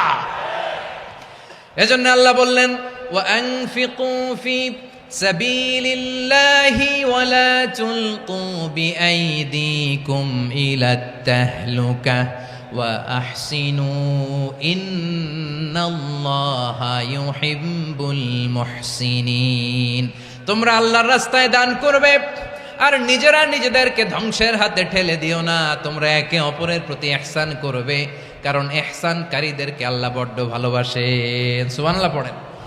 আবার সূরা রহমান আল্লাহ বললেন, হাল জাযাউল ইহসানি ইল্লাল ইহসান ফাবিআইয়ি আলা, সবাই পড়েন, ফাবিআইয়ি আলাই রাব্বিকুমা তুকাযযিবান। ইহসানের প্রতিদান হিসেবে ইহসানি হয়। বিশ্বনবী সুমামার প্রতি যেমন ইহসান করেছেন, সুমামাও ঠিক তেমন ইহসান ফিরিয়ে দিয়েছে। ঠিক কিনা বলেন? তাহলে এক নম্বরে হচ্ছে আদ, ন্যায় বিচার। দুই নম্বরে সবাই বলেন ইহসান, সদাচরণ। ইহসান দুই ধরনের প্রিয় ভাইরা, ইহসান ফিল ইবাদা, ইহসান ফিল মুআমালা। ইহসান ফিল ইবাদা হচ্ছে একাগ্র অনুভবে ইবাদতে ডুব দেওয়া, এর নাম ইবাদতের ইহসান। সুবহানাল্লাহ পড়ে। বিশ্বনবী বলেন ইহসান মানে কি জানো নাকি? হাদিসে জিবরিলে সাইয়েদনা জিবরিল আলাইহিস সালাম বিশ্বনবীকে বললেন, আখবিরনি আনিল ইহসান। নবী আমাদেরকে বলেন ইহসান মানে কি? বিশ্বনবী বললেন, আনতা আবুদাল্লাহা কাআন্নাকা তারাহু ফাইন লাম তাকুন তারাহু ফাইন্নাহু ইয়ারাক। ইহসান মানে হলো এমন ভাবে তুমি আল্লাহর সামনে নিজেকে উজাড় করে ইবাদত করবে, তুমি ভাববে তুমি আল্লাহকে দেখতে পাচ্ছ। আর এটা যদি ভাবা তোমার জন্য কঠিন হয়ে যায়, অন্তত এতটুকু তুমি ভাববা যে আল্লাহ তোমাকে দেখতে পাচ্ছেন। ঠিক কিনা বলেন? ও আমার বীর চট্টলার ভাইয়েরা, কেউ যেটা দেখে না সেটা দেখে কে? এই বিশ্বাস হৃদয়ের মধ্যে আছে? নামাজে যখন দাঁড়ান এই ফিলিংসটা আনা যাবে? হ্যাঁ, এশার সালাত তো এখনো হয় নাই না? আলোচনা শেষে এশার সালাত এখানে অনুষ্ঠিত হবে, তাই না? আচ্ছা বলুন তো, আমরা এশার সালাত পর্যন্ত বেঁচে থাকবো এই গ্যারান্টি আছে কার কার? হাত তোলেন। কয়েকজন হাত তুলছে পেছনে, না বুঝে তুলে ফেলছে। এশা পর্যন্ত যে আমরা হায়াত পাবো কোনো গ্যারান্টি আছে? সবাই আওয়াজ করে বলেন, গ্যারান্টি আছে? গ্যারান্টি নাই। এই জন্য বিষ্ণু ইসলাম বলেছে, এমন ভাবে নামাজে দাঁড়াও, ইবাদত করো, মনে করো হতে পারে এটাই আমার জীবনের শেষ নামাজ। পারফর্ম দ্য সালাহ as if this is your last and final prayer. এমন ভাবে সালাতে দাঁড়াও, ভাবো হতে পারে এটাই তোমার জীবনের শেষ নামাজ। এমন ভাবে নামাজে দাঁড়াও, ভাবো এটাই শেষ নামাজ। তাহলে নামাজে একাগ্রতা বাড়ায় দিবে কে? ফলে ইবাদতের ইহসান আমাদের অর্জিত হবে। আর মুআমালাতে ইহসান হলো, বিশ্বনবী বলেন, ইন্নাল্লাহা তাবারাকা ওয়া তাআলা কাতাবাল ইহসানা আলা কুল্লি শাই ফাইদা কাতালতুম ফাআহসিনুল কিতলা ওয়া ইযা যাবাহতুম ফাআহসিনুয যাবহা ওয়ালিয়ুহিদ্দা আহাদুকুম শাফরাতাহু ওয়ালিয়ুরিহ যাবিহাতাহু। ইহসান দুই ধরনের। আওয়াজ করে বলতে হবে, কয় ধরনের? সবাই বলুন আওয়াজ করে, কয় ধরনের? একটা হচ্ছে ইহসান ফিল ইবাদা, ইবাদতে ইহসান। ইবাদতে ইহসান কি? একাগ্র অনুভব দিয়ে ইবাদত করা, মন প্রাণ দিয়ে ইবাদত করা। আর মুআমালাতে ইহসান কি? সব কাজে, দৈনন্দিন কাজে, কর্মে, সামাজিক অ্যাক্টিভিটিতে কোমলতা প্রদর্শন করা, অনুগ্রহের সাথে সবকিছু করা। আল্লাহ তাআলা ইন্নাল্লাহা তাবারাকা ওয়া তাআলা কাতাবাল ইহসানা আলা কুল্লি শাই, তিনি সব কিছুর ব্যাপারে ইহসানকে আবশ্যক করেছেন। সবকিছুতে মুমিনের সব কাজে ইহসানের পরশ থাকবে। ওয়া ইযা কাতালতুম ফাহসিনুল কিতলা, বিশ্বনবী বলেন তুমি যখন কাউকে হত্যা করো ইহসানের সাথে করো। সুবহানাল্লাহ পড়বেন না? যখন হত্যা করো তখনও ইহসানের সাথে। আচ্ছা হত্যা করবো আবার ইহসান আসবে করতে করে, তো মেরেই ফেলবো আমি। আল্লাহ, ও ভাই একজন খুন করেছে, খুনি, রাষ্ট্রীয় আইনে তার শাস্তি হয়েছে ডেথ পেনাল্টি, মৃত্যুদণ্ড। এখন মৃত্যুদণ্ড দেখে আপনি যেমনে মন চায় তেমনে মারবেন লোকটারে? ওর নাক কেটে ফেলতে পারবেন? ওর কান কাটতে পারবেন? ওর চোখ উপড়ে ফেলতে পারবেন আপনি? যেমন মন চায় তার অঙ্গহানি করা যাবে না। ইহসানের সাথে তাকে হত্যা করো। সুবহানাল্লাহ, this is Islam, this is the true essence of Islam. ওয়া ইযা যাবাহতুম ফাহসিনুয যাবহা, যখন জবাই করবে তখনও ইহসানের সাথে জবাই করো। করব জবাই, ওইখানেও নাকি ইহসান। আচ্ছা কুরবানির দিন আমরা পশুগুলোরে কি করি বলেন সবাই আওয়াজ করে? জবাই। জবাই মানে তো এটার মেরেই ফেলতেছি, একটু পরে তো টুকরো টুকরো করে গোশতগুলো খাবো, এটা তো খাবো, এটা তো মেরেই ফেলবে। বিষ্ণু বলে না, জবাইয়ের মধ্যেও মুমিনের জবের ভেতরেও ইহসানের পরশ থাকা চাই। যখন জবাই করবে প্রাণীটাকে হাত পা টাইট করে বেঁধে নাও, ছুরিটাকে শার্পেন করে নাও, ধারালো করে নাও, যাতে অল্প সময়ে জবাইটা হয়ে যায়, প্রাণীটা যাতে কম কষ্ট পায়। সুবহানাল্লাহ পড়ে। দিস ইজ কল্ড ইহসান। ইহসান আল্লাহ তাআলা যেমনি আদলের আদেশ করেছেন, ন্যায় বিচার জাস্টিস এনশিওর করতে বলেছেন, সমাজে ইহসানের ব্যবহার, ইহসানের অনুশীলন তিনি করতে বলেছেন। এজন্য মুমিনের প্রতিটি কাজে, আমার চট্টগ্রামের ভাইয়েরা আমার দিকে তাকান, খেয়াল করে শুনুন, মুমিন জীবনের প্রতিটি কাজে ইহসানের পরশ থাকা চাই। আমরা যেন আমাদের পরিবারের প্রতি ইহসান করি, আমরা যেন আমাদের কর্মচারীদের প্রতি ইহসান করি, আমরা যেন আমাদের কলিগদের প্রতি ইহসান করি, আমরা যেন আমাদের ভাইদের প্রতি ইহসান করি। মুমিন জীবনের প্রতি কাজে ইহসানের পরশ থাকার দরকার আছে না নাই? কথা বুঝতে পেরেছেন? তাহলে আল্লাহ তাআলার তিনটা আদেশ ছিল, কয়টা গেল? ভুলে গেছে, ভুলে গেছে চট্টগ্রাম। তিনটা আদেশের মধ্যে কয়টা বললাম? প্রথমে কি ছিল? আদল। 2 নম্বরে, 3 নম্বরে রব্বুল আলামিন বললেন ওয়া ইতা ইদিল কুরবা, নিকটাত্মীয়দেরকে দান করো, নিকট আত্মীয়দেরকে দাও, যারা তোমাদের ব্লাড কানেকশনের আত্মীয় তাদেরকে তোমরা দাও। এখানে জেনারেলি বললেন দাও, কি দিব সেটা তিনি এখানে বলেন নাই, সেটা তিনি সূরাতুল ইসরার মধ্যে বলেছেন। আল্লাহ বলেন ওয়া আতিদাল কুরবা হাক্কা, নিকট আত্মীয়দেরকে তাদের অধিকার, তাদের প্রাপ্য তোমরা বুঝিয়ে দাও। দেখেন, একটা শান্তির সমাজ, একটা সমৃদ্ধ সমাজ, একটা মানবিক সমাজ গঠনের জন্য আল্লাহ তাআলা বেশি না, মাত্র 3টা অর্ডার, 3টা ভার্ডিক্ট তিনি জারি করেছেন। 1 নাম্বার সুশাসন, ন্যায় বিচার। 2 নাম্বার ইহসান। 3 নাম্বার নিকটাত্মীয়, যারা কাছের, তোমার ভেরি ক্লোজ রিলেশনশিপে আছে, তাদেরকে দাও। দাও, দিলে বাড়িয়ে দেয় কে? অনেকে দিতে চায় না, কৃপণতা করে। দিলে বাড়ায় দেয় কে? ও মিয়া, মদিনার মধ্যে সবচাইতে গরিব সাহাবী ছিল বেলাল রাদিয়াল্লাহু তাআলা আনহু। ওনার এন্টায়ার অ্যাসেট, সম্পদের পরিমাণ কতদূর জানেন? একটা লুঙ্গি। বেলাল রাদিয়াল্লাহু তাআলা আনহু, ওনার টোটাল ওয়েলথের এস্টিমেশন হচ্ছে মাত্র একটা লুঙ্গি। একটা লুঙ্গি, টোটাল ওয়েলথ এস্টিমেশন, টোটাল সম্পদের পরিমাণ বেলাল রাদিয়াল্লাহু তাআলা আনহুর কি ছিল? কথা বুঝে নাই বোধহয়। কি ছিল? ওই বেলাল রাদিয়াল্লাহু তাআলা আনহুকে বিষ্ণু ইসলাম বলেছেন, আনফিক ইয়া বেলাল, ও বেলাল তুমিও দাও। ওয়ালা তাখশা মিন যিল আরশি ইখলালা, আরশের অধিপতির তো কোনো ঘাটতি নাই, তুমি দিলে ওই আল্লাহ তোমারে বাড়ায় দিবে। এজন্য আমার প্রিয় ভাইয়েরা, দিলে কমে না, দিলে বাড়ে। অনেকে ধরে রাখে, নতুন কিছু নিতে পারে না, হাত দিয়ে যেটা ধরে রেখেছেন এটা দিয়ে দেন, বড় একটা ধরার সুযোগ পাবেন। জোরে বলেন ঠিক কিনা? ধরেন 5 কেজি ওজনের একটা ধরে রাখছেন, এখন 10, এটা না ছাড়লে 10 কেজি ধরতে পারবেন আপনি? আচ্ছা, 10 কেজির জিনিস একটা আছে হাতে, ওইটা যদি ছেড়ে দেন তাইলে না 15 কেজি ধরতে পারবেন। কথা বলেন ঠিক কিনা? তাহলে দিলে বাড়িয়ে দেয় কে? রব্বুল আলামিন বললেন 3 নাম্বার আদেশ হলো তোমাদের প্রতি সমাজটারে কেমন করে মানবিক সমাজ, সুন্দর সমাজ গড়বা। 3 নাম্বার আদেশ হলো ওয়া আতিদাল কুরবা হাক্কা, নিকটাত্মীয়দেরকে তাদের প্রাপ্য বুঝিয়ে দাও। এই নিকটাত্মীয়দেরকে তাদের অধিকার বুঝিয়ে দেওয়া, প্রাপ্য বুঝিয়ে দেওয়াতে আমাদের গাফলতি আছে না নাই?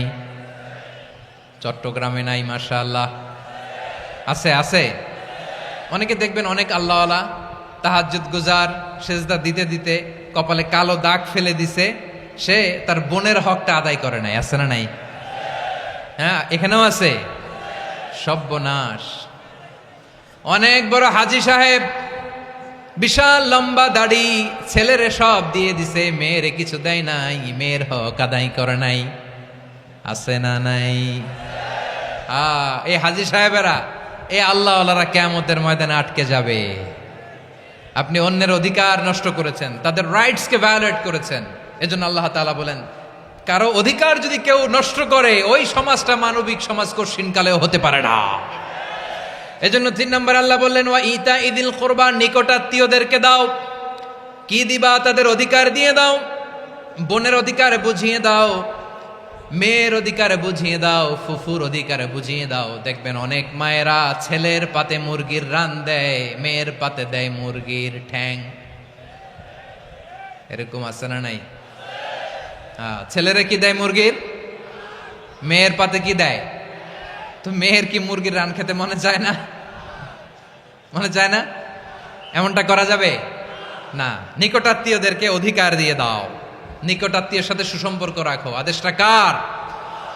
এজন্য প্রিয় ভাইয়েরা, জীবনে যদি বারাকা অর্জন করতে চান, নিকটাত্মীয়দের সাথে সুসম্পর্ক রাখতে হবে, তাদের জন্য উপহার পাঠাতে হবে। বিশ্বনবী বলেন, লা ইয়াদখুলুল জান্নাতা কাতে, যে ব্যক্তি আত্মীয়তার সম্পর্ককে ছিন্ন করে দেয়, সে কশিন কালেও আল্লাহর জান্নাতে ঢুকবে না। আপনি কি এটারে সহজ হাদিস মনে করছেন? এটা সহজ কথা। আপনি ভাবছেন আপনার নামাজ আপনারে বাঁচাতে পারবে, আপনার রোজা বাঁচাতে পারবে, আপনার তাহাজ্জুদ আপনারে বাঁচাতে পারবে? আপনি অধিকার নষ্ট করলে কিছুই আপনারে বাঁচাতে পারবে না। এজন্য নিকট আত্মীয়দেরকে দিতে হবে বেশি বেশি। বিশ্বনবী বলেন, ইন্না সাদাকাতা আলাল মিসকিনি সাদাকা ওয়া আলা যির রাহিমি ইসনাতান সাদাকাতুন ওয়া সিলা। মিসকিনরে দান করলে শুধু দানের সওয়াব হয়, নিকট আত্মীয়কে দান করলে দুইটার সওয়াব হয়, সাদাকার সওয়াব হয়, আবার আত্মীয়তার বন্ধন অটুট রাখার সওয়াব হয়ে যায়। আবার বিশ্বনবী বললেন, মান সাররাহু আইয়ুবসাতা লাহু ফি রিজকিহি ওয়া ইউনসা লাহু ফি আসারিহি ফালইয়াসিল রাহিমা। যে ব্যক্তি তার রিজিকের প্রশস্ততা চায় আর হায়াতে বরকত চায়, সে যেন তার আত্মীয়ের সাথে সুসম্পর্ক রাখে। আমার প্রিয় চট্টলার ভাইয়েরা, আমাদের রিজিক বাড়ুক, এটা আমরা চাই কি চাই না? সবাই চান? হ্যাঁ, আমাদের রিজিকে প্রশস্ততা আসুক, চাই কি চাই না? আমাদের হায়াতে বরকত আসুক, আমরা চাই কি চাই না? এই দুইটা যদি চান, তাহলে নিকটাত্মীয়দের সাথে সুসম্পর্ক রাখবেন, পারবেন? তাহলে সমাজটারে মানবিক সমাজ বানায় দিবে কে? তিনটা আদেশ চলে গেল। কয়টা? আওয়াজ করে বলেন। 1 নম্বরে কি ছিল? 2 নম্বরে, 3 নম্বরে নিকটাত্মীয়দেরকে দান। আপনাদেরকে আরো শোনার আগ্রহ আছে? আপনাদের মনোযোগ আছে না গেছে? কষ্ট হচ্ছে না? মাশাআল্লাহ, মাশাআল্লাহ। তাকবীর পড়ুন, লিল্লাহে তাকবীর।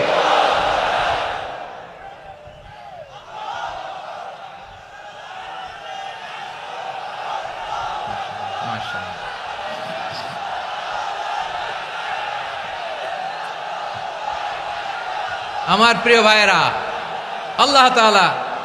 আল্লাহ তাআলা তিনটা জিনিসের যেমনি আদেশ করেছেন, অনুরূপভাবে তিনটা বিষয় তিনি বারণ করেছেন, নিষেধ করেছেন। ওগুলোর কাছেও যাওয়া যাবে। শুনবেন। রাব্বুল আলামিন বলেন, ওয়ায়ানহা আনিল ফাহশাই ওয়াল মুনকারি ওয়াল বাগি। আমি যেমনি তিনটি বিষয়ে আদেশ করলাম, অনুরূপভাবে তিনটি বিষয়ে বারণ করলাম, নিষেধ করলাম। আমার 1 নাম্বার নিষেধাজ্ঞা হলো অশ্লীলতার প্রতি। ফাহশা, ওয়ায়ানহা আনিল ফাহশা। আল্লাহ তাআলা অশ্লীলতাকে নিষেধ করেছেন। কোন জিনিসকে? সবাই বলুন, কোন জিনিসকে? যত ধরনের, যত টাইপের, যত ক্যাটাগরির অশ্লীলতা হতে পারে, সব অশ্লীলতাকে হারাম করেছেন কে? ফাহশা মানে কি? কথায়, কাজে, আচরণে, কমেন্ট, ফেসবুকের কমেন্টসে যত ধরনের নোংরামো আছে, যত ধরনের অশ্লীলতা আছে, এটাকে আরবিতে বলে ফাহশা। এটাকে কি বলে? রাব্বুল আলামিন বলেন, কুল ইন্নামা হাররামা রাব্বিয়াল ফাওয়াহিশা মা যাহারা মিনহা ওয়া মা বাতান। ও নবী, আপনি বলে দেন, আমার রব প্রকাশ্য, অপ্রকাশ্য, স্পষ্ট কিংবা অস্পষ্ট, দৃশ্যমান কিংবা অদৃশ্যমান সব অশ্লীলতাকে হারাম করেছেন। সব ধরনের অশ্লীলতা হারাম, সব ধরনের। আল্লাহ তাআলা আমাদেরকে অশ্লীলতা থেকে বাঁচায়, অশ্লীলতা থেকে তিনি আমাদেরকে হেফাজত করুক। পড়েন আমিন। এবার বলেন, আমাদের সমাজে অশ্লীলতা আছে না নাই? চট্টগ্রামে নাই? আমি কই নাই, ওনারা বলে আছে। দেখছেন, আমি সামহাও বাঁচায় দেওয়ার ট্রাই করতেছি, ওনারা বলে আছে। অশ্লীলতা নানা ভাবে, নানা নামে, নানা মোড়কে আমাদের সমাজে আছে না নাই? সংস্কৃতির নামে, ফ্যাশনের নামে, বিনোদনের নামে, উপন্যাসের নামে, কনসার্টের নামে অশ্লীলতা আছে না নাই? আপনি দেখেছেন কনসার্টগুলোর অবস্থা? এই যে আতিফ আসলাম যে আসছে আমাদের দেশে, তারপর কে কে আসছে, আমাদের তরুণ তরুণীরা, আমাদের যুবক যুবতীরা, আমাদের জেনজিরা, কি অবস্থা ওইখানে? হ্যাঁ, কি অবস্থা! কে বাঁচাবে ওদের? কে রক্ষা করবে ওদের ইমানের, ওদের চরিত্রের হেফাজতের গ্যারান্টি কে দিবে? কনসার্টের নামে অশ্লীলতা আছে না নাই? ছেলে মেয়ে একে অপরকে জড়ায় ধরতেছে, একে অপরকে চুমু খাচ্ছে প্রকাশ্যে, দিবালোকে, গণমানুষের সামনে। আল্লাহ তাআলা এই অশ্লীলতা থেকে আমাদেরকে বেঁচে থাকতে বলেছেন, বেঁচে থাকতে বলেছেন। রূপালী জগতের নামে অশ্লীলতা আছে না নাই? এই টার্মটা আপনারা জানেন না? রূপালী জগৎ কি জগৎ? আসলে কি রূপালী জগৎ না অন্ধকার জগৎ? আমার বোনেরা, আপনাদেরকে যে কি বলে তারা বুঝায়, রূপালী জগৎ শুনেই আপনি ভরকে যাবেন না। রূপালী জগতে যে নারী যত বেশি উলঙ্গ, সে নাকি তত বেশি সাহসী। জানেন, বলে এটা একটা সাহসী নারী, খুব সাহসী পদক্ষেপ তার। যত বেশি শরীর থেকে কাপড় নামাতে পারবে, যত বেশি বস্ত্রহীন হয়ে নিজেকে প্রেজেন্ট করতে পারবে, সে নাকি তত বেশি সাহসী। আমার চট্টলার ভাইয়েরা, শয়তানের প্রথমে এজেন্ডা ছিল বনি আদমকে বস্ত্রহীন করা। সে আদম এবং হাওয়া আলাইহিস সালামকে নিষিদ্ধ গাছের ফল খাইয়ে তাদেরকে বস্ত্রহীন করেছে।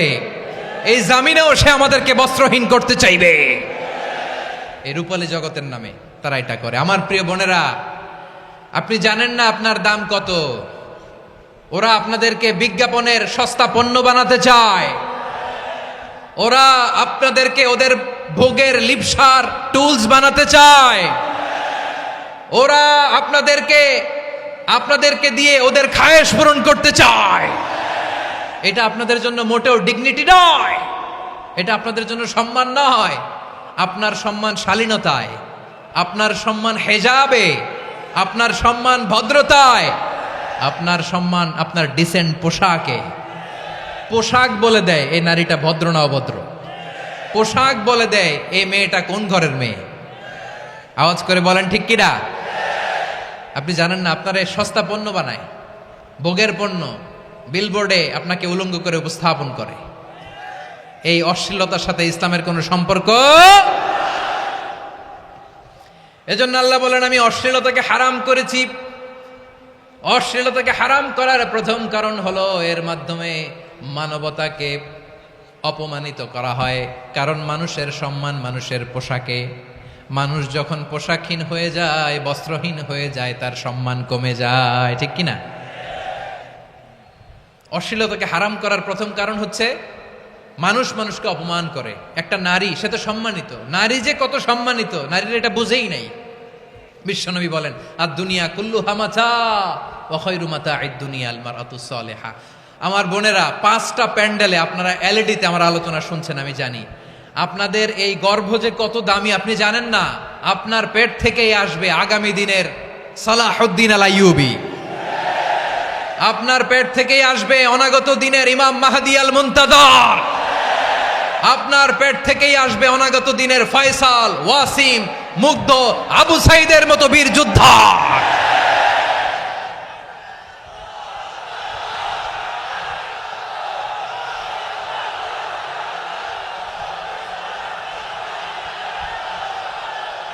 আমার প্রিয় বোনেরা, আমার প্রিয় বোনেরা, বিশ্বনবীর কথার ওজন খেয়াল করেন। আর দুনিয়া কুল্লুহা মাতা ওয়া খায়রু মাতা'আদ দুনিয়া আল মারআতুস সালিহা।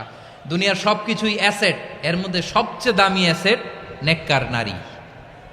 আপনার গর্ভ যে কত দামি আপনি জানেন না। নিজের সময়টাকে কাজে লাগান, কোরআন পড়েন, সুন্নাহ পড়েন। আপনার অনেক দায়িত্ব ঘরে। You are the MD of your family. একটা family it's a very big institution. পরিবার একটা অনেক বড় প্রতিষ্ঠান। And you are the MD of your institution. আপনি এই পরিবারের MD, managing director of your family. এখানে আপনার কত দায়িত্ব। আপনি ছেলে মেয়েদেরকে তারবিয়া করবেন, আপনি আপনার স্বামীর জন্য ঘরটারে জান্নাতের নীর বানাবেন, আপনার জন্য জান্নাতের ডুপ্লেক্স বাড়ি ওইখানে তৈরি করে রাখবে কে? আপনি যে কত দামি আপনি জানেন না। নারীদেরকে আল্লাহ বানিয়েছেন উচ্চতর করে, নিম্নতর নয়। নারীদেরকে ছোট্ট জিনিস দিলে এটারে বড় করে দেয়। নারীদেরকে ভ্রূণ দিলে, শুক্রাণু দিলে নারী এটারে বাচ্চা হিসেবে উপহার দেয়, ঠিক কিনা? বিয়ের মাধ্যমে স্বামী যখন তার শুক্রাণু তার স্ত্রীকে উপহার দেয়, স্ত্রী রিটার্নে কি উপহার দেয়? ফুল ফর্ম বেবি, মানব সন্তান। দেখছেন, আপনি দিলেন একটুক, উনি দিছে বিশাল। আপনি যদি নারীকে বাজার এনে দেন, নারী এটাকে সুস্বাদু খাবারে রূপান্তর করে দেয়। আপনি তাকে একটা মুচকি হাসি দিয়ে দেন, সে তার কলিজা দিয়ে দেয়। কিন্তু যদি আপনি তার মনে কষ্ট দেন, সে আপনার জীবনকে জাহান্নাম বানায়া দেয়। খবর আছে, নারীর মন বুঝতে পারলে নেয়ামত, বুঝতে না পারলে কিয়ামত, ঠিক কিনা বলেন? আমার প্রিয় বোনেরা, আপনি যে কত দামি আপনি জানেন না, জানেন না আপনি কত দামি, অনেক দামি আপনি। আপনাদেরকে যেন ভোগের সস্তা পণ্য বানাতে না পারে, আপনাদেরকে সচেতন থাকতে হবে, সজাগ থাকতে হবে, কনসার্ন থাকতে হবে। শয়তানের ওই হাতছানির দিকে আর নজর দেওয়া যাবে না। তাহলে কেন আল্লাহ তাআলা এই ফাহশা অশ্লীলতাকে হারাম করলেন? 1 নাম্বার, এতে হিউম্যান ডিগনিটি কমে। 2 নাম্বার, এতে মানুষের অধিকার নষ্ট হয়। আপনি বিয়ে করেছেন, এরে পরকিয়া করেন, ওর সাথে এরকম আছে না নাই? স্ত্রীর অধিকার নষ্ট করেছেন। আপনি বিবাহ সম্পর্কে আবদ্ধ হয়েছেন তার সাথে, আপনি পরকিয়া করেন ওই ছেলের সাথে, আপনি আপনার হাজবেন্ডের সাথে বিট্রে করেছেন। এজন্য আল্লাহ অশ্লীলতাকে হারাম করেছেন। অশ্লীলতাকে হারাম করার আরেকটা কারণ হচ্ছে আল্লাহ তাআলা এই হিউম্যান জেনারেশনকে এটাকে প্রিজার্ভ করতে চায়। হিফজুন নাসল, এটা মাকাসিদুশ শরিয়ার অনেক গুরুত্বপূর্ণ একটা মাকাসিদ, অনেক গুরুত্বপূর্ণ। আপনার নাসল, আপনার জেনারেশনকে সংরক্ষণ করা। এই যে আসতেছে ফেব্রুয়ারি, কত ফেব্রুয়ারি জানো? এটা কি বিশ্ব ভালোবাসা দিবস? হ্যাঁ, কি দিবস? এই বিশ্ব ভালোবাসা দিবসের সাথে মুসলমানদের কোনো সম্পর্ক নাই। আমার প্রিয় ভাইরা, এই যে আপনি অবৈধ সম্পর্কে জড়ালেন, কেন আল্লাহ অশ্লীলতাকে হারাম করেছে দেখেন। বলতেছিলাম যে এটা আপনার নাসল, আপনার জেনারেশন, আপনার লিনিয়েজ, আপনার বংশকে প্রিজার্ভ করা। কে কার বাবা, কে কার মা, বাবা মা জানা, প্রজন্মকে প্রিজার্ভ করা, এটা ইসলাম ওয়াজিব করে দিয়েছে। এই যে অবৈধ সম্পর্কের কারণে, বিশ্ব বেহায়া দিবসের কারণে, এগুলোর আউটকাম, আউটপুট হিসেবে মাঝে মাঝে এই ঢাকা মেডিকেলের ডাস্টবিনে নবজাতকের বাচ্চার কান্নার আওয়াজ শুনতে পাওয়া যায়। চট্টগ্রাম মেডিকেলের ডাস্টবিনে নবজাতকের কান্না শুনতে পাওয়া যায়। বীর চট্টলার মুসলমানেরা বুঝতে পারলে আওয়াজ করে বলেন, এই যে চট্টগ্রাম মেডিকেলে যে নবজাতকটা পাওয়া গেল, ওর বাবাকে আমাকে বলেন, ওর বাবাকে, ওর মাকে, ও কোন ফ্যামিলির সন্তান কেউ জানে? আপনি হিউম্যান ডিগনিটিকে অপমান করেছেন না? আপনি তার ভবিষ্যৎকে অন্ধকার করেছেন না? আপনি তার লিনিয়েজকে প্রশ্নবিদ্ধ করে দিয়েছেন না? এই জন্য আল্লাহ তাআলা অশ্লীলতাকে আমাদের জন্য হারাম করে দিয়েছেন। পড়েন সুবহানাল্লাহ। এই জন্য রাব্বুল আলামিন বলেন, কুল ইন্নামা হাররামা রাব্বিয়াল ফাওয়াহিশা মা যাহারা মিনহা ওয়া মা বাতান। প্রকাশ্য অপ্রকাশ্য সব অশ্লীলতাকে হারাম ঘোষণা করে দিয়েছে কে? আবার দুনিয়ার বুকে যারা অশ্লীলতার প্রসার করে তাদের জন্য শাস্তি মজুদ রেখেছে কে?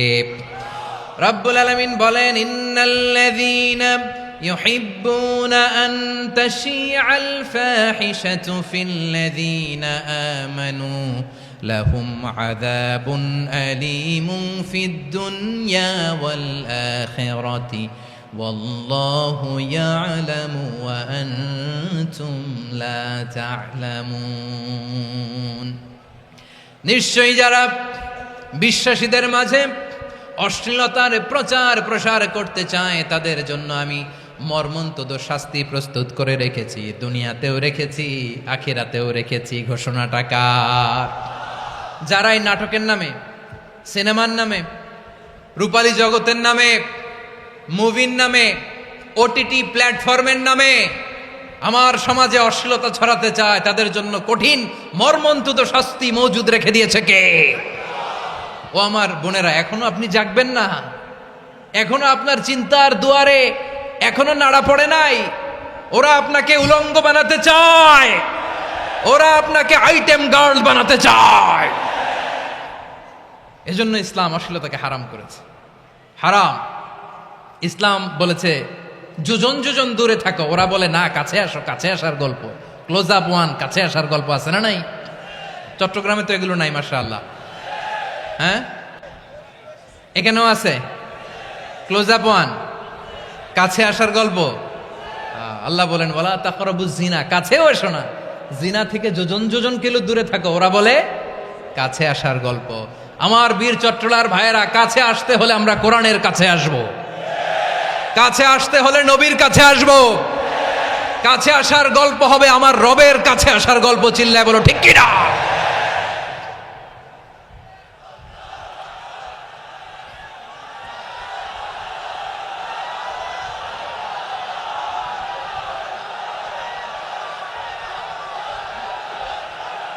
বসুন বসুন আমার ভাইয়েরা। তাহলে অশ্লীলতার সাথে আমাদের কোনো সম্পর্ক? সবাই বলতে পারেননি, আওয়াজ করে বলুন, অশ্লীলতার সাথে আমাদের কোনো সম্পর্ক? আমরা এই সমস্ত ক্লোজ আপ ওয়ান, কাছে আসার গল্পের প্রোগ্রামে যাব? আমরা কোন ধরনের অশ্লীল কন্টেন্ট সোশ্যাল মিডিয়ায়, টিভিতে দেখব? কি যুগ যে আমরা কাটাচ্ছি আপনি কল্পনা করতে পারবেন না। পর্ন ইন্ডাস্ট্রি, নারী পুরুষের বস্ত্রহীন যুগল দৃশ্য, এটাকে দিয়ে ওরা কোটি ডলারের ইন্ডাস্ট্রি বানিয়েছে। পুরো মানব ইতিহাসে এরকম জঘন্য সময় মানব ইতিহাস পার করে নাই। পর্ন এটা ইন্ডাস্ট্রি হয়ে গেছে। আমাদের এই যুবকগুলো, জেনজিগুলো, ওদের চরিত্র বাঁচাবে কি করে? কেমন করে হেফাজত করবে ওদের এই মূল্যবান চরিত্র? আমার প্রিয় ভাইয়েরা, এই অশ্লীলতার দ্য লেটেস্ট ভার্সন হচ্ছে LGBTQ, শরীফ থেকে শরীফা। শুনছেন আপনারা? দেখতে পুরুষ, আসলেই পুরুষ, সুস্থ একজন পুরুষ, 4 সন্তানের বাবা, বলে আমি মনে মনে নারী। দেখতে নারী, সুস্থ নারী, আসলেই সে দিব্যি একজন নারী, বলে আমি মনে মনে পুরুষ। সবচেয়ে ভয়ঙ্কর অশ্লীলতার সবচাইতে লেটেস্ট ভার্সন হচ্ছে এই ট্রান্সজেন্ডারিজম।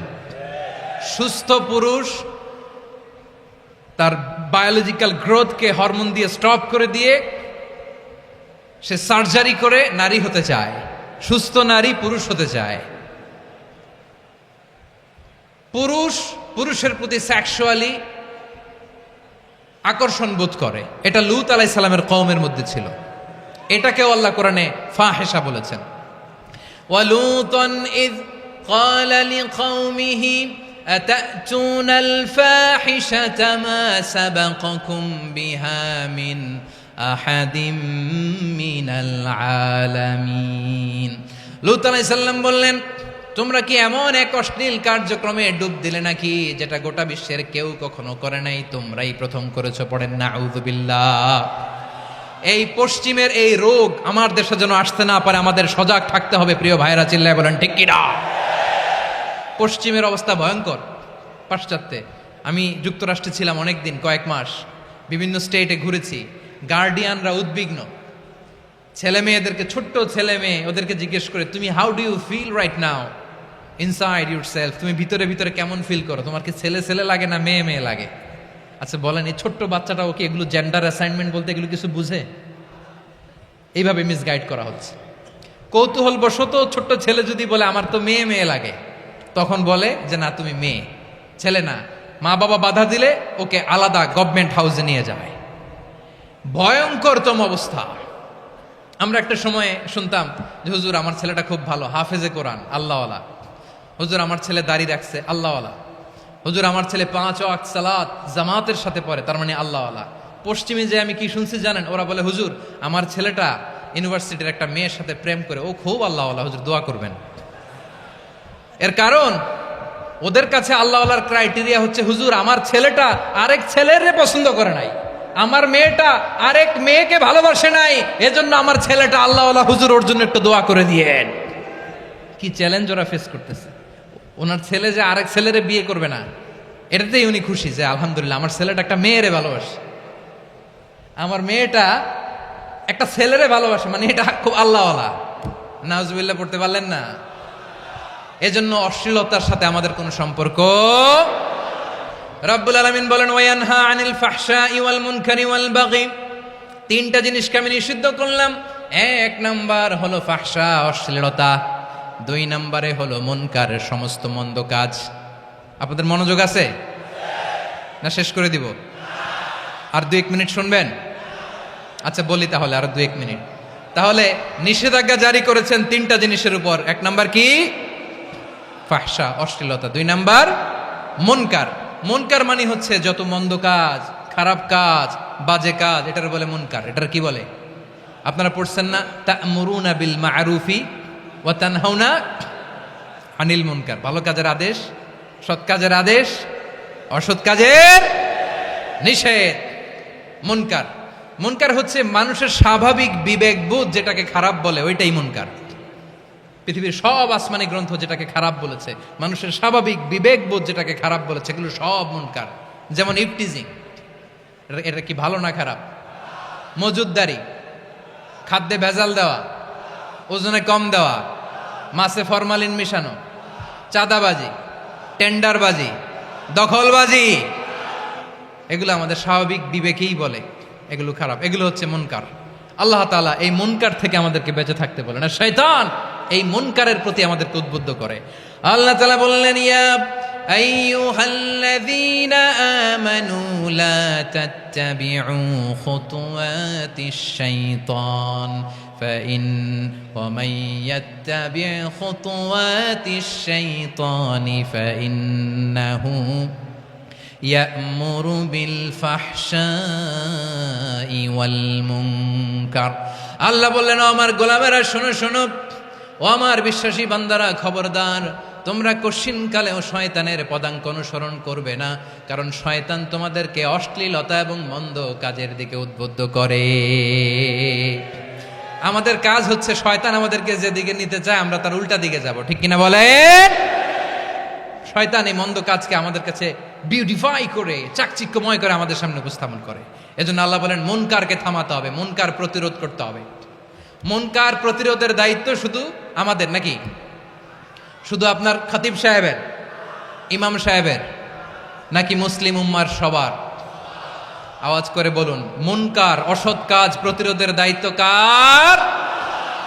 রাব্বুল আলামিন বলেন, কুনতুম খায়রা উম্মাতিন উখরিজাত লিন-নাসি তা'মুরুনা বিল মা'রুফি ওয়া তানহাউনা আনিল মুনকার। তোমাদেরকে শ্রেষ্ঠ জাতি করে জমিনের মধ্যে আবির্ভূত করা হয়েছে, যাতে করে তোমরা জমিনের ভেতরে সৎ কাজের আদেশ করতে পারো আর অসৎ কাজের নিষেধ করতে পারো। উম্মাহ কুনতুম খায়রা, তাহলে গোটা উম্মার দায়িত্ব, এটা বুঝতে পারছেন তো? আচ্ছা, আরো নিচে আসেন। এরপরে আল্লাহ বললেন, শুধু উম্মাহ না, এই জমিনের রাজত্ব আমি যাদের হাতে দেই, এই জমিনের মালিক আমি যাদেরকে বানিয়ে দেই, যাদেরকে আমি সরকারের দায়িত্ব দেই, তাদেরকেও মুনকার প্রতিরোধের দায়িত্ব দিয়েছে কে? আল্লাহ বলেন, যারা ক্ষমতার মসনদে বসেছে তাদেরকে 4 দফা কর্মসূচি আমি আল্লাহ দিলাম। আওয়াজ করে বলেন, কয় দফা? আল্লাহ বলেন, আল্লাযীনা ইম্মাক্কান্নাহুম ফিল আরদি আকামুস সালাতা ওয়া আতাউয যাকাতা ওয়া আমারু বিল মা'রুফি ওয়া নাহাউ আনিল মুনকার ওয়ালিল্লাহি আকিবাতুল উমুর। যারা এই জমিনের উত্তরাধিকার হয়েছে তারা 4 দফা কর্মসূচি নিয়ে সামনে আগাবা। সালাত কায়েম করবা, যাকাত আদায় করবা, সৎ কাজের আদেশ দিবা, অসৎ কাজ থেকে মুনকার প্রতিরোধ করবা। আদেশটা কার? আমার প্রিয় চট্টলার ভাইরা, পুরো উম্মার দায়িত্ব মুনকার প্রতিরোধ করা, সরকার প্রধানের দায়িত্ব মুনকার প্রতিরোধ করা। এরপর আল্লাহ বলেন, প্রতিটা ফ্যামিলির যিনি প্রধান, সিইও, বাবা, প্রত্যেক বাবারও দায়িত্ব এই মুনকার প্রতিরোধ করা। আওয়াজ করে বলেন ঠিক কিনা? যেমনটি সাইয়েদনা লুকমান আলাইহিস সালাম ওনার কলিজার টুকরা সন্তানকে আদেশ করেছেন, ইয়া বুনাইয়া আকিমিস সালাতা ওয়া'মুর বিল মা'রুফি ওয়ানহা আনিল মুনকার। পড়েন সুবহানাল্লাহ। বাবা ছেলেকে সবক দিচ্ছে, কে সবক দিচ্ছে? কাকে? লোকমান আলাইহিস সালাম ছেলেকে বলতেছে, ওরে আমার কলিজার টুকরা সন্তান, ওরে আমার বাছা, নামাজ কায়েম করবা, সৎ কাজের আদেশ দিবা, আর মুনকার প্রতিরোধ করবা, অসৎ কাজ, সমাজ থেকে খারাপ কাজকে ঝেঁটে বিদায় করে দিবা। তাহলে দেখেন, আমি স্টেপ বাই স্টেপ নামলাম। পুরা উম্মার দায়িত্ব, জমিনের উত্তরাধিকারী আল্লাহ যাদেরকে বানিয়েছেন সরকার, তাদের দায়িত্ব, প্রতিটি ফ্যামিলির প্রধানের দায়িত্ব, এরপরে বিশ্বনবী বলেন সচেতন প্রতিটি মুসলিমের দায়িত্ব সমাজ থেকে মুনকারকে উৎখাত করা। বিশ্বনবী বলেছেন, মান রাআ মিনকুম মুনকারান ফালিয়ুগাইয়িরহু বিয়াদিহি ফাইন লাম ইয়াস্তাতি ফাবিলিসানিহি ওয়া ইন লাম ইয়াস্তাতি ফাবিকলবিহি ওয়া যালিকা আযআফুল ঈমান। সমাজে যে মুনকার দেখবে, খারাপ কাজ দেখবে, সে যেন হাত দিয়ে সেটাকে থামায়। কি দিয়ে? আপনাদের তো হাত নাই না? হাত আছে, হাত আছে। ওরা যেই হাত দিয়ে অন্যায় করে ওইটা প্রতিরোধের জন্য আমাদেরও হাত আছে না নাই? থামাতে হবে, থামাতে হবে।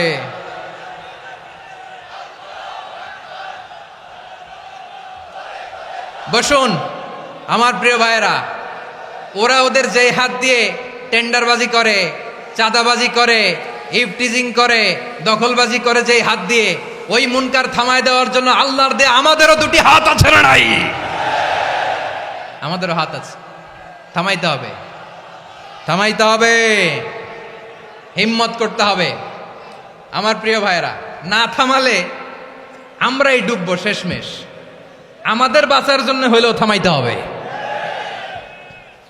রব্বুল আলামিন বলেন, ওয়াত্তাকু ফিতনাতাল লা তুসিবান্নাল্লাযীনা যালামু মিনকুম খাসসা। ও আমার গোলামেরা, ওই আযাবকে ভয় করো যে আযাব যখন আমি জমিনের বুকে পাঠাই, শুধু জালেমদেরকেই মারি না, আলেমদেরকেও মারি। আযাব যখন আসে তখন শুধু জালিমই মরে না, আলেমও মরে। জানেন, মুসা আলাইহিস সালামের পায়ে একবার একটা লাল পোকা কামড় দিয়েছে, লাল পিঁপড়া। লাল পিঁপড়া কামড় দিলে খুব আরাম লাগে না? কি লাগে? হ্যাঁ, জলে না? লাল একটা পিঁপড়া কামড় দিছে, তো উনি রেগে মেগে পাশি দেখে লাল পিঁপড়ার বাসা, পা দিয়ে ডলে মুছে সবগুলো পিঁপড়া মেরে ফেলছে। এই ঘটনাটা আল্লাহ ঘটিয়েছেন এজন্য। মুসা আলাইহিস সালাম ছিলেন কালিমুল্লাহ, সরাসরি আল্লাহর সাথে কথা বলতেন। তিনি আল্লাহকে জিজ্ঞেস করেছিলেন, আল্লাহ তুমি যখন কোনো জনপদে আযাব পাঠাও, শাস্তি দাও, ওখানকার শুধু জালেমরাই তো মরে না, ভালো মানুষগুলাও মরে, তো আযাব দিবা মুশরিকদের উপর দিবা, অবাধ্যদের উপর দিবা, ভালো মানুষগুলারে মারো কেন? আল্লাহ বললেন, মুসা তোমার যে কামড় দিছিল পায়ের মধ্যে পিঁপড়া, কয়টা পিঁপড়া? জোরে বলেন। একটা পিঁপড়া, তো সবগুলারে মারলা কেন? রেগে মেগে পুরো পিঁপড়ার বাসা ভেঙে ম্যাসাকার করলা কেন? এই মুসা, আমি যখন অ্যাকশনে যাই, আমি যখন শাস্তি দেই, তখন এত বাস বিচার করা হয় না, বাস বিচার করা যায় না। যখন অ্যাকশনে যাওয়া হয়, ওইটা ডাইরেক্ট অ্যাকশন হয়ে যায়। চিল্লায় বলো ঠিক কি না? এজন্য আমাদের বাঁচার জন্য হলেও এই পাপ থামাতে হবে, এই শয়তানের অট্টহাসি থামাতে হবে, অন্যায় অপরাধ সমাজ থেকে আমাদের থামাতে হবে। কারণ আযাব আসলে ওরাও মরবে, আমরাও মরব। একটা জাহাজ 2 তলা, আপনি আছেন 2য় তলায়, শুনতেছেন? শুনতেছেন? জাহাজ কয় তলা? আপনি কোন তলায়? 2য় তলায়। নিচের তলার কিছু লোক জাহাজের তলা ছিদ্র করতে আরম্ভ করছে। কি ছিদ্র করতেছে? আচ্ছা, জাহাজের তলা ছিদ্র করলে তলা দিয়ে কি ঢুকে? এখন আপনি যদি বলেন আমার কি, আমি তো 2 তলায়, আমার কি, আমি তো সেফ, আমি তো সেফ জোন, আমি তো ভালো আছি, আমি তো ভালো আছি, ওরা ছিদ্র করে ওরা মরবে। আসলে কি শুধু ওরা মরবে, নাকি তলা ফুটো হলে ভিতরে পানি ঢুকলে আপনারও সলিল সমাধি হবে? তলা দিয়ে যখন পানি ঢুকবে, জাহাজ ঢুকলে আপনিও মরবেন। এজন্য নিজে মরার আগে ওই পাগলগুলোর নিচতলায় যে থামাতে হবে। চিল্লায় বলেন ঠিক কি না? এজন্য আল্লাহ বললেন, মুনকার প্রতিরোধের দায়িত্ব সমাজের টপ টু বটম সবার। পুরো উম্মার দায়িত্ব, সরকার প্রধানের দায়িত্ব, প্রতিটি ফ্যামিলির প্রধান বাবার দায়িত্ব। বিশ্বনবী বললেন প্রতিটি সচেতন মুসলিমের দায়িত্ব। এজন্য মুনকার প্রতিরোধ করার দরকার আছে না নাই? সমাজে এই যে ইফটিজিং হয়, আপনার বোনের বয়সী একটা মেয়েকে কিছু বখাটে টিটকারি করে, এই বলে সেই বলে, নোংরা কথা বলে, রাস্তায় দেখেও আপনি পাশ দিয়ে না দেখার মতো চলে যান কেন? আপনি দাঁড়ান না কেন? আপনি দাঁড়ালেই তো ও থেমে যাবে, কারণ সত্যের যে শক্তি তার সামনে মিথ্যা মুখ থুবড়ে পড়ে। আপনার সামনে ও কিছুই না, নাথিং।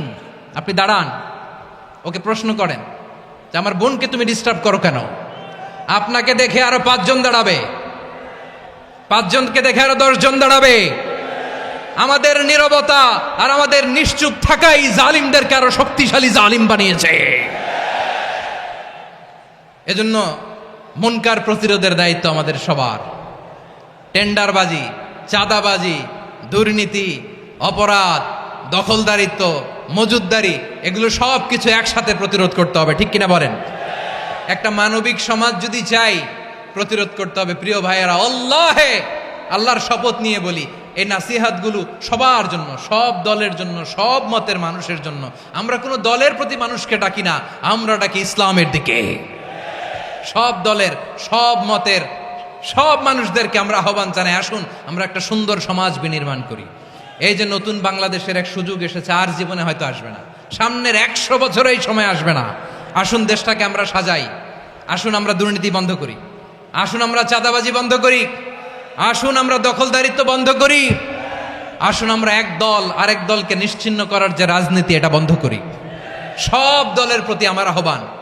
আমি কিছুদিন আগে একটা নিউজ দেখলাম, ওই যে লন্ডনে বসে জনাব তারেক রহমান সাহেবকে আমি ধন্যবাদ দিতে চাই। উনি সংবাদ শোনা মাত্রই ওনার দলের অনেক চাঁদাবাজকে উনি বহিষ্কার করেছে।